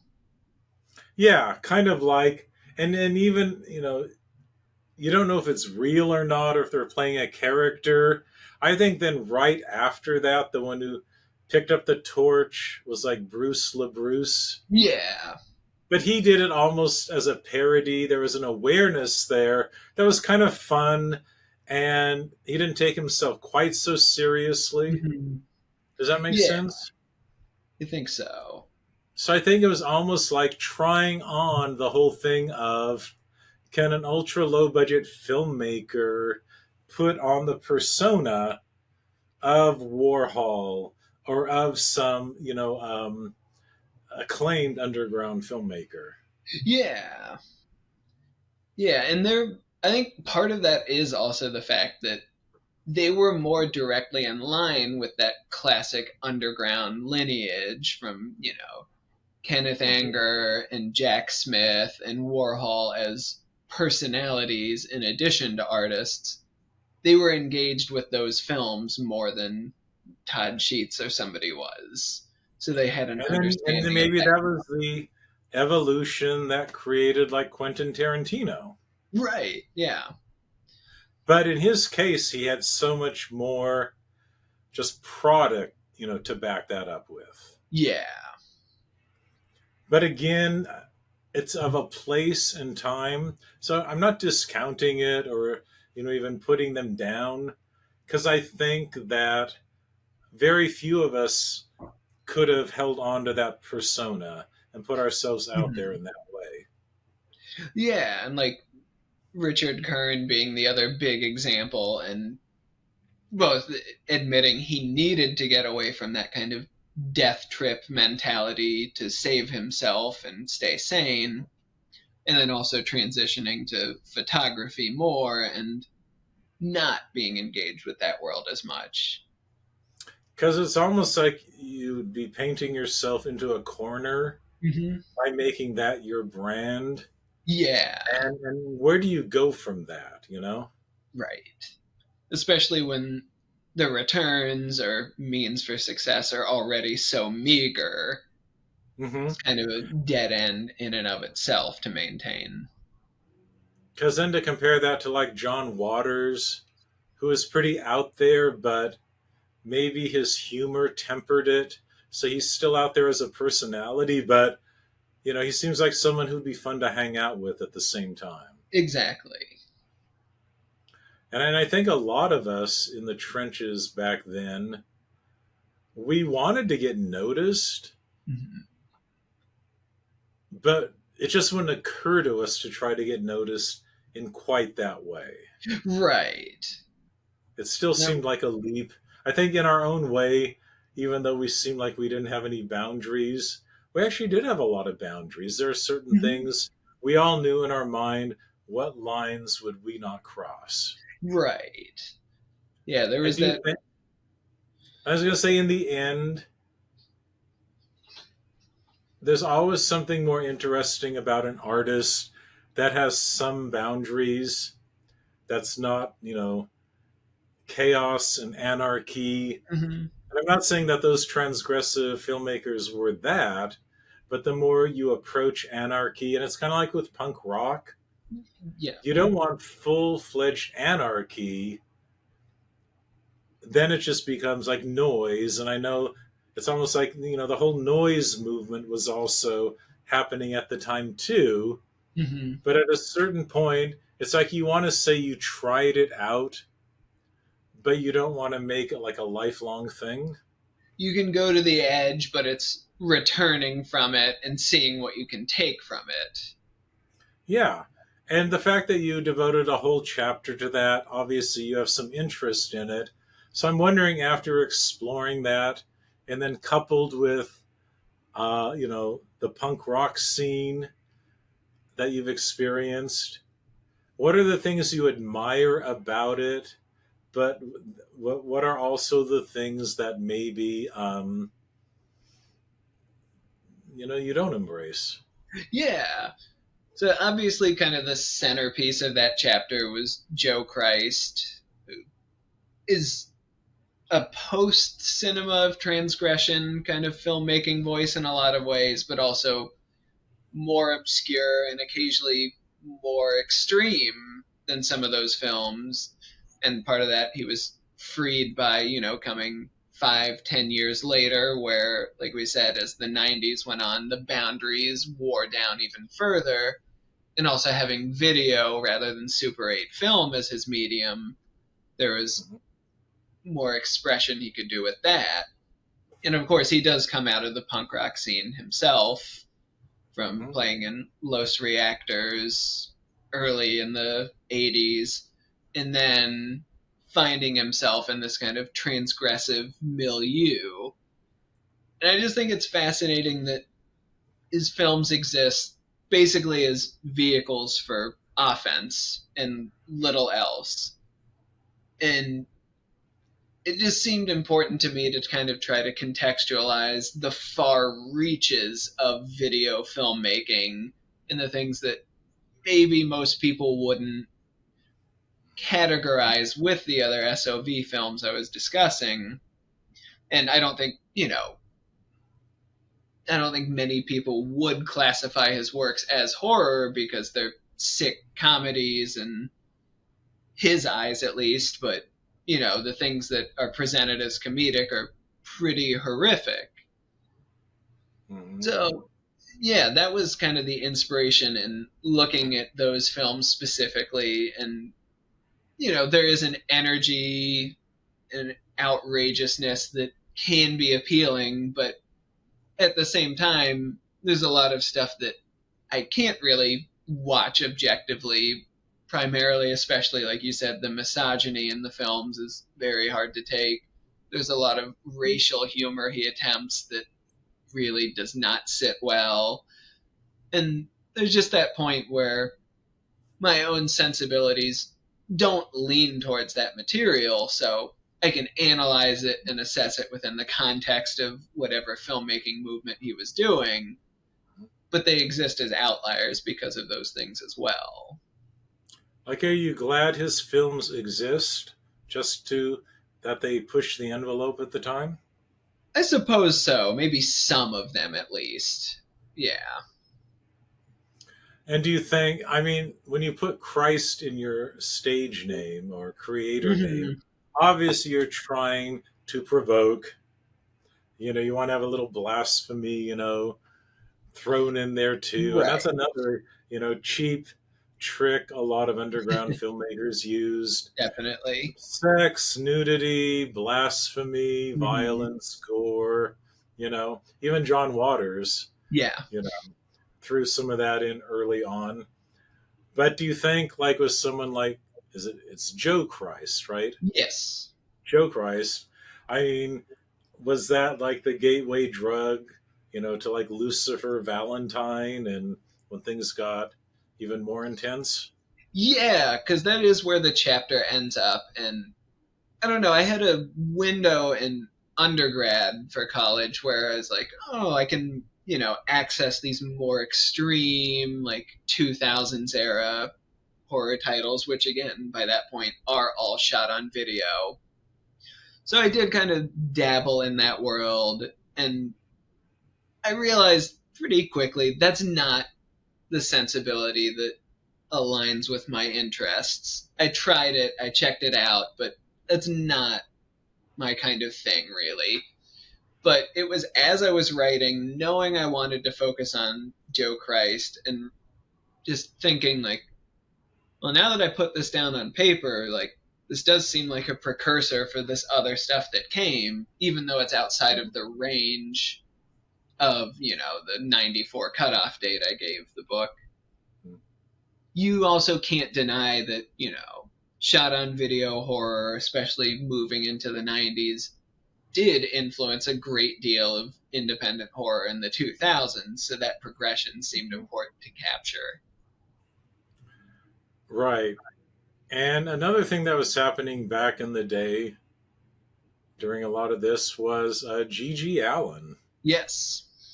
and just the shock value he brought to the stage and the gross out, the extremity to just see how far you can push it. And I do Mhm. think some of these filmmakers were inspired by him too. Yeah, and Richard Kern, I know, had collaborated and worked with him in other capacities throughout that period. So there Hmm. was that, cross between the two at times. Right. Now the whole thing of the music at that time, like I'm trying to think of, some of these bands were almost like performance art, Hmm. and we're talking about, I don't know why I was, the voluptuous whore of Karen Black. Uh-huh. So I remember around that time they were there, and it had that ability back then to just, you'd stop in your tracks and think, wow, but that was boundary pushing in a way that was kind of Right. exciting, like Yeah. to use exaggeration and excess, but it wasn't quite as ugly or, There's more of a camp damaging. sensibility kind of with that too. Yeah. And I think, when you get into more of the art, see, that's one thing the SOV world, I'm shocked, didn't incorporate as much, like the glam. and the, Mhm. performance art aspect, which I think because it was kind of like an adolescent boy genre, and I say that Yeah. lovingly, and I consider myself an adolescent boy, kind of spirit at the same time too, but I think the whole DIY culture also had this glam element to it. And Mhm. why don't you think more of that wasn't incorporated? Think yeah, I really do think part of it is, as I addressed at the end of Aesthetic Deviations, by and large, shot on video horror as we know it is a straight white, very middle class, middle America thing. So it is fairly conservative in the modes it was operating in, despite the artistic liberation that was kind of imbued within it. I just don't think that there was an embrace of those elements.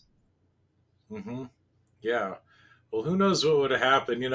When you think of pushing boundaries, like at the time, I think it was 1988 when it came out, but was popular for a couple of years. Um, it was Almodovar when he came out with Women on the Verge of a Nervous Breakdown. And then that brought a lot more awareness to his earlier films. And those Right. came out on home video. And I just remember there's one, Labyrinth of Passion, which must have been like early 80s. So he did a lot leading up to that. So it's kind of interesting when Americans became aware of him.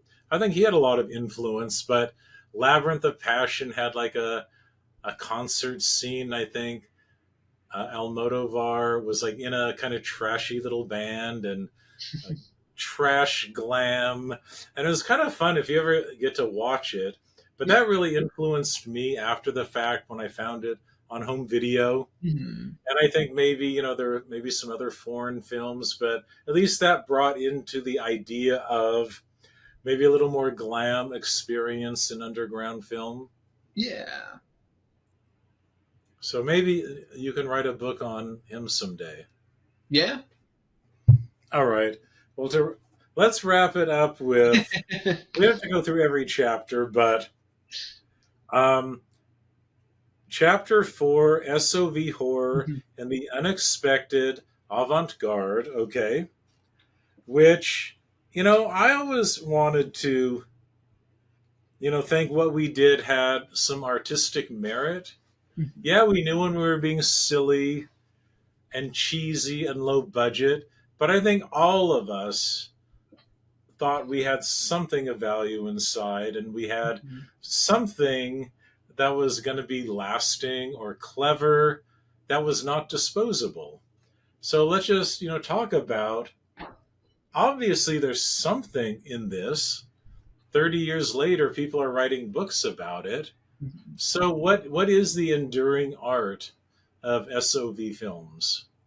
Yeah. I think for me, the primary element, now that I've digested, hundreds of titles and covered more than a decade of material, it's the oppositional aspect. It's whether that's born of, Blood Cult and other titles that were made for a lot of money relative to the films I discuss, getting out on the market and being like, well, I could make something better than that and for less, and maybe somebody will buy it. Or if we move into the 90s, where there's more of a video art sensibility, that's what really captures my attention is just it's not, the independent film movement of the 90s with Slacker and Clerks and Tarantino that gets talked about a lot. And it's not the independent horror that was still, playing theaters and drive ins in the 80s. It's something wedged underneath that, even that has persisted. One thing I like about punk rock, like a lot of these bands didn't put out albums, but they would put out 7-inch vinyl. Mm-hmm. Sometimes they were in just a plain sleeve. More often than not, they had some hand drawn, crazy art. And maybe they just had a square slipped into a clear plastic sleeve. Yeah. And what a great fun thing to collect. Obscure Mhm. 7-inch punk rock vinyl. Yep. And I think that's where SOV feels like, you take an old, or you take like just a VHS they bought at the store, the original paper sleeve, but they would Xerox art and then Scotch tape it around Yeah. the sleeve, and then on the stick on thing and a magic marker, they just write the title. Is that just still part of the charm? I mean, down to the DIY of just the packaging of it. Yeah, absolutely. And I'll just run to the shelf even since it's right here. Okay. Like when we get to the like 90s self-distributed tapes, one of the handful of tapes I have, Burglar from Hell from Falcon Oh, Video. perfect. And look, you can see the cutout lines on the photocopy they made for the box art. They did a Very pretty good job of lining up the spine. That was always Yeah, the tricky part, the spine. but even here we still have the Yeah. cut line. So yeah, there is that rough charm to the way that it's presented. Yeah, because it's like with zine making, we didn't have even the word processors or computers to superimpose words over a picture. So you often saw isolated photos and then a crude title under it. You Yeah, never got that melding of art. like even yeah, looking inside, the label's just written in Sharpie. They did a good job. Yeah, and it That still was good. smells like a marker when you open it. No, I love that. Trying to think here. What do I don't.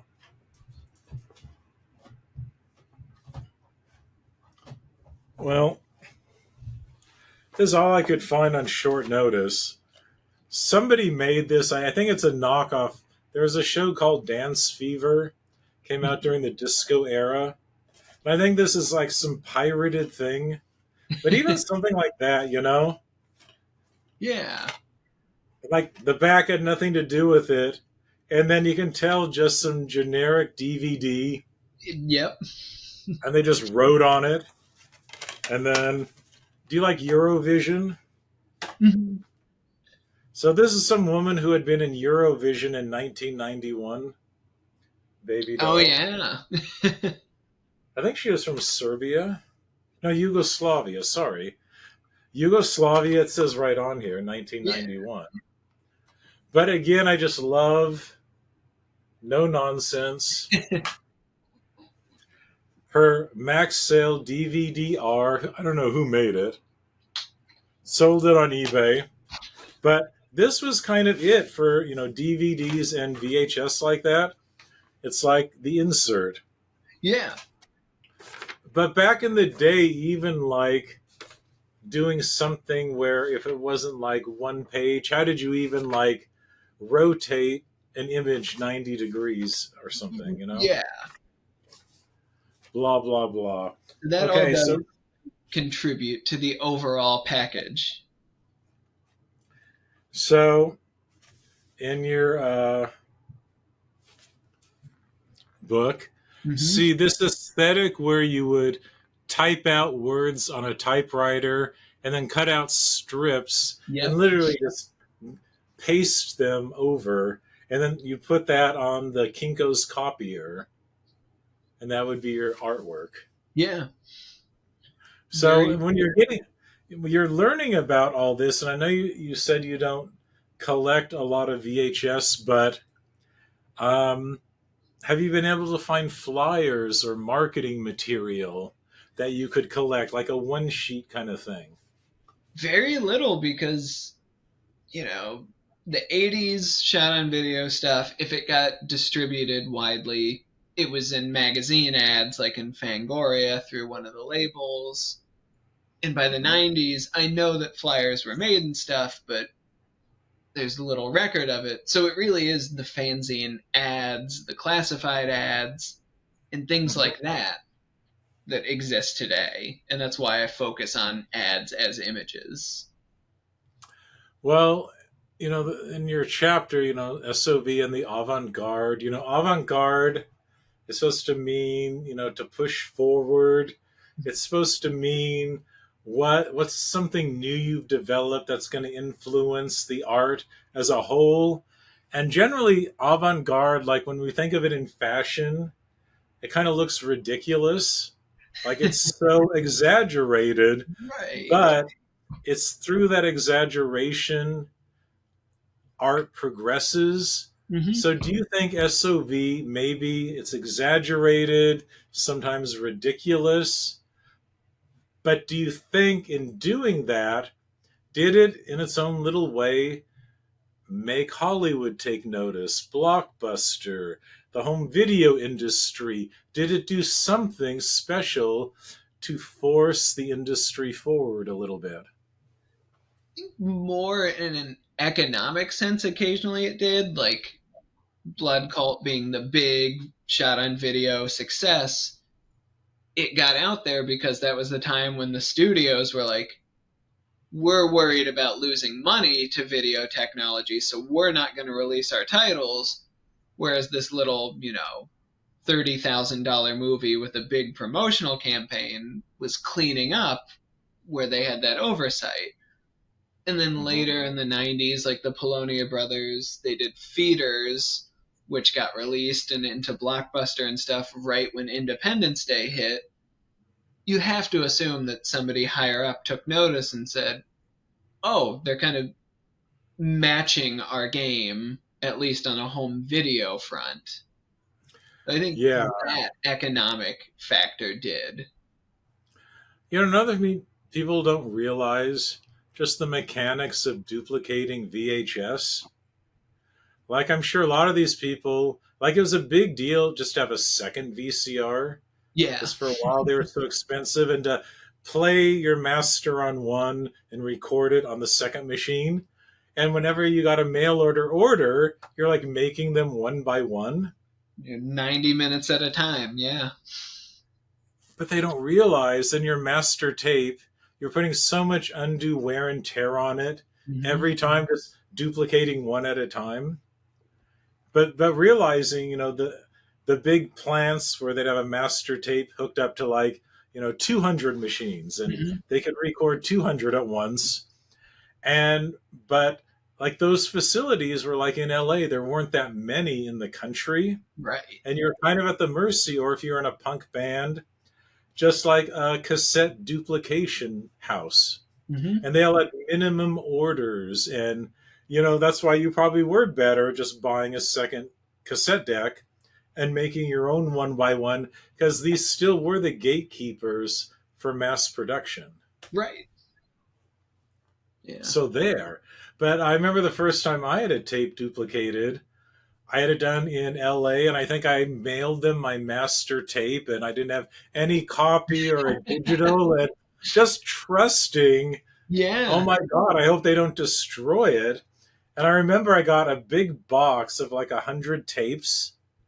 They didn't put any bubble wrap or cushioning. They just jammed 100 just raw tapes with no cover, just the tape. And this UPS guy brought them to my door, and he just like dropped it on the floor. Here's your delivery. And I opened it, about like 20 of them were just crushed Yeah. and destroyed. Isn't that crazy to think That about? is, it's just what they did. That's the hidden heartache. I want to go a little deeper on this avant-garde thing. Yeah. So here's Twisted Issues, a film by Charles Pinion. Hmm. So you did such a good job of scouting out the art. First of all, what were your main sources? I know Independent Video Magazine, but what were the other sourcing for all this? Yeah, so the Charles Pinion stuff and Twisted Issues especially came from a Canadian zine. Let's see if I somewhere I have it around called Kill Baby, and they focused on the standard records and film reviews, some longer pieces, but they had these really intricate hand done layouts And they featured Charles's work right when Twisted Issues came out several times, so I was able to get those independent ads for it. And then Okay. beyond that, there were things like J.R. Bookwalter's alternative cinema, Draculina from Hugh Gallagher, just kind of the voices for shot on video and independent horror going into the 90s and Mm-hmm. materials like that. Nice. And what always got me with this, even more so as I get older, because ad space was so expensive, Yeah. they probably started out 8.5 by 11 and probably got, reduced Uh-huh. down to like an inch or two. And they were so hard to read. And what killed me, say you wanted to buy it, their address was so small. Sometimes you couldn't read it, and you couldn't send them a letter with money. Isn't that that's heartbreaking? that's the struggle with it, yeah. Okay, let's see here. Okay, this one was really cool, and this I can read. This was, I think, really well done. Yeah, and that's from Film Threat Video Guide when they did distribution of Twisted Issues. So that was a full page ad laid out proper. But see, the photos, they still didn't have words over them. That Yeah. was still kind of sophisticated. Another thing about shot on video, I don't think like we as filmmakers thought to take like 35 millimeter still photos during our shoots. I've So seen most, very few. yeah, so most of our stuff are freeze frames of crappy, low resolution SOV. Yeah. And that's why you get just these big blocks of muddy Very black. blurry and imprecise. And then either super dark or overexposed, just big Mhm. blotches. Yeah. And that's part of why I don't really use either in zines or the book stills, because to reproduce from a magazine or me taking a picture off the TV and then having that reprinted, not a Yeah. great chance it's going to look good. Like I've done a project where I've taken old videos. And here's the other thing back in the day, okay? Back in the day, the average home video VCR, when you paused it, it had this big glitch thing. Yeah. It was a revelation to get a pause that just had a clear picture and not a staticky glitch going through it. Hmm. And I actually had one. I had a Panasonic Super VHS. I can't tell you how exciting it was to have a glitchless freeze frame. Right. And I did this big project where I set up a 35 millimeter film camera, not Hmm. even digital. This is way back when, on a tripod in front of the TV, not a computer, but an old TV, freeze framed it, and then took photos. And those were my stills. Yeah. And but then I made them. But see, the color was so bad, and you would sometimes get these like bars across, Yeah. and these little purpley green things on the edges. And so I just took it all on black and white film, knowing right off the Mhm. bat I didn't want that weird color weirdness, you know? Yeah. Just image itself, color doesn't play in for the Right. monochrome. And you know how an old fashioned TV, they would interlace like every other, you'd get strips of the picture. Almost And like a half the time, weave, kind of. yeah, and you got for a second you get this one, then you get the other one. It'd Yep. be so fast they would interlock, Yeah.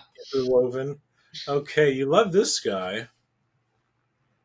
I do, yeah. What, what do you like so much about Carl Sudanik's work? Or So, or Alien no, Beast, Sukanik. yeah. Sukanik, okay. Alien Beast was the first thing I'd seen. That's kind of the most infamous. It was re released on DVD. And it was very uncomfortable and jarring. And it took me several watches to really get into my head what it was and why I couldn't look away. And then I slowly learned more that he has made hundreds, possibly, of tapes that are still being released or he just sends to people.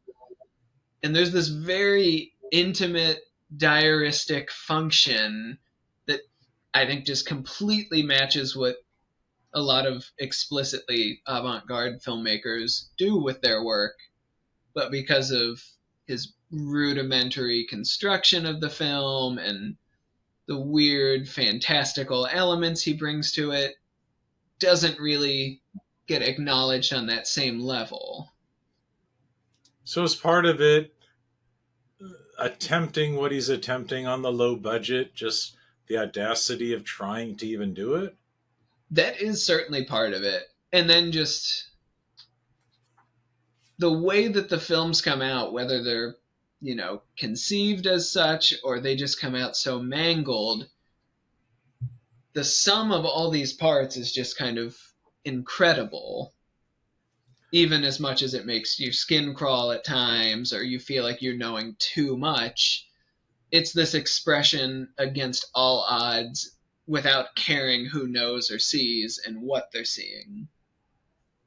Well, the titles are so great. I Yeah. mean, Alien Beast, that's like, of course I'm going to watch that. Yeah. You know? Space Robot Warriors, well, yeah. You know?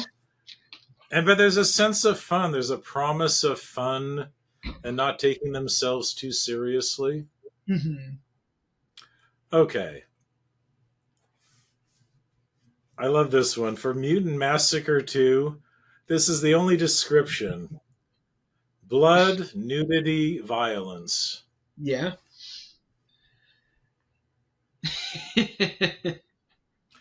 But so you mentioned Don Dohler earlier. Remember that documentary they made about him? Mm-hmm. It's called like Babes, Blood, and Breasts or something. Yeah. Because I hope I got that right. I'll look it up when we're done here. But, Like kind of saying, but that's all Blockbuster wanted too. Remember they used to say back in the day, oh, you just need a sexy woman holding a gun on the cover. Yeah. That was kind of the formula they had for a while. Or a distributor would say, what do you got? Nudity, a car chase, some blood. Yeah, what are the sellable elements? Yeah, the exploitable elements. Exactly. Yeah. But then Hollywood caught up and got even more sexual, more nude, mm-hmm. more graphic. Yeah. So that's what killed it, though. And isn't that a sad part of it? That it was inevitable that Hollywood, the one thing the low budget filmmakers had, Hollywood didn't dare get that sleazy. But the minute Hollywood, it was the no more boundaries. The chains, the shackles were off. They said, we're going to compete and be just as sleazy. Yeah. That was what, anyone just walking by, picking up a tape at random was looking for. And then they had better promoted and slicker packages that could do that for them as well. This isn't the scope of this, but when you think of drive-in theater culture, you can't mm-hmm. help but think of Times Square, grindhouse cinema, yeah. And just that whole idea of some films were so dirty and sleazy they couldn't even play in regular theaters. They had to kind of play in these like borderline, porno houses. Yeah. Because no respectable people would, go to see these kinds of films. Yeah. And if you were seen there, they knew what you were doing there. But now looking back, everyone laments, oh, they long for the glory days of sleazy Times Square. Yeah. Without having ever seen it. Like, do you lament that? Do you wish you could see some of these movies in a just sleazy theater? I guess to a point it would be nice, more just for the theatrical experience. I try to avoid the grindhouse nostalgia thing because, by the time I was born, that era was already over. And just from reading things like Bill Landis's Sleazoid Express and others, like, it wasn't really fun. There was a lot of crime and misery among the people that live there and occasional danger.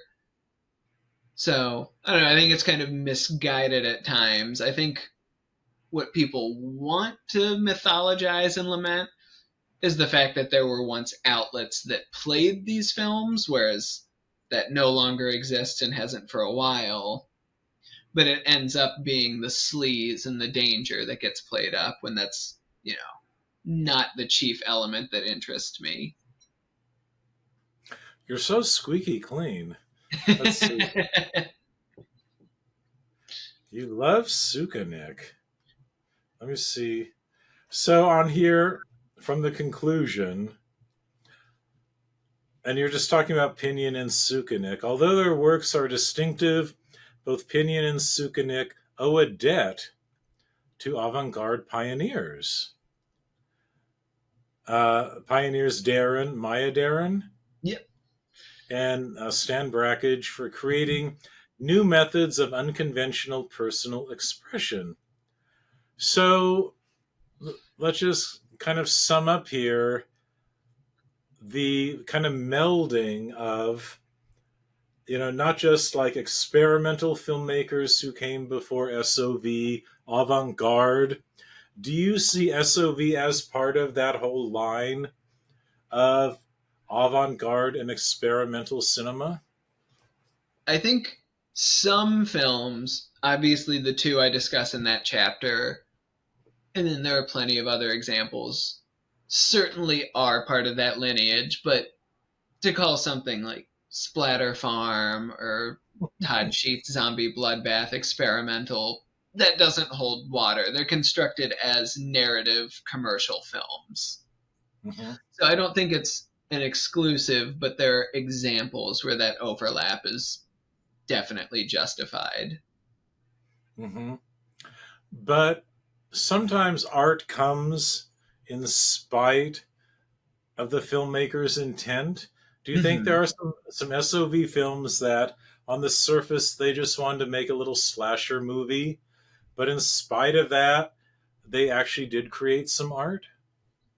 Yeah, there definitely are films that do that. And again, I look over to my shelves to see.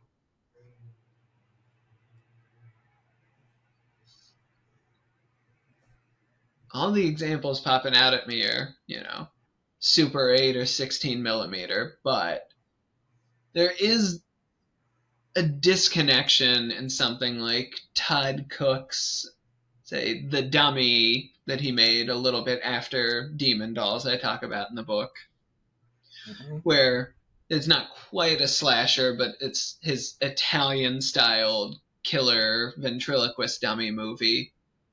But you also have these weird stretches of domestic life and this kind of disembodied observation of people going through their day while we're also a part of it. And I think that, the sum does become more than the parts in that. Mm-hmm. So are you out of college now? I am, yeah. So do you want to pursue writing, film? Do you just want to, get a good job and do your artistic things on the side? Like, what do you do with a film studies degree nowadays? I assume teach is what most do. I was in a unique kind of position because I was only a half time grad student because I was working full time for the university. Now I'm at the library where I've been for a few years at OSU here. And yeah, that is basically what I do is I have a job that I like and I pursue these projects on the side and it works pretty well for me. So I was going to say, do you ever want to make a film? But it sounds like maybe a documentary film, like an extension of the research you've been doing. Yeah, a friend of mine, Greg Clark, and I are planning and trying to start moving forward on a shot on video documentary just to kind of capture the overarching, mode of filmmaking, some of the major voices, and just lay it down as a companion to the book in some ways. Hmm. So, yeah, we're going to be So, continuing to work on that and have more information to share down the line. so shot on video documentary, shot on digital. Right. So you're not going to Yeah. go meta and find an old VHS camera and shoot it on. That was in part of the early planning stages, but we decided that's not worth the trouble. And I know there's been great ones like Adjust Your Tracking, and since Right. then, a whole cottage industry, Rewind This.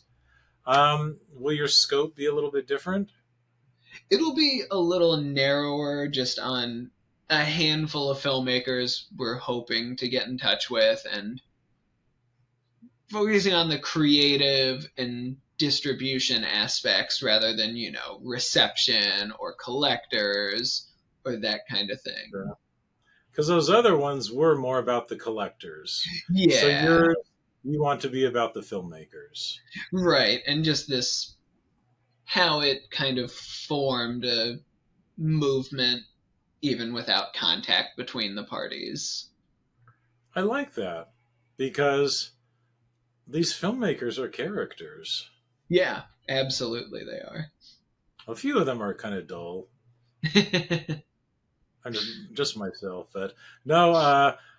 I think what you're doing has a lot of merit because in the end, if you can write something in an interesting way, it really doesn't even matter the subject matter. But it seems like for you, you're tapping into to some themes that are bigger than just the movies you're writing about. And Mhm.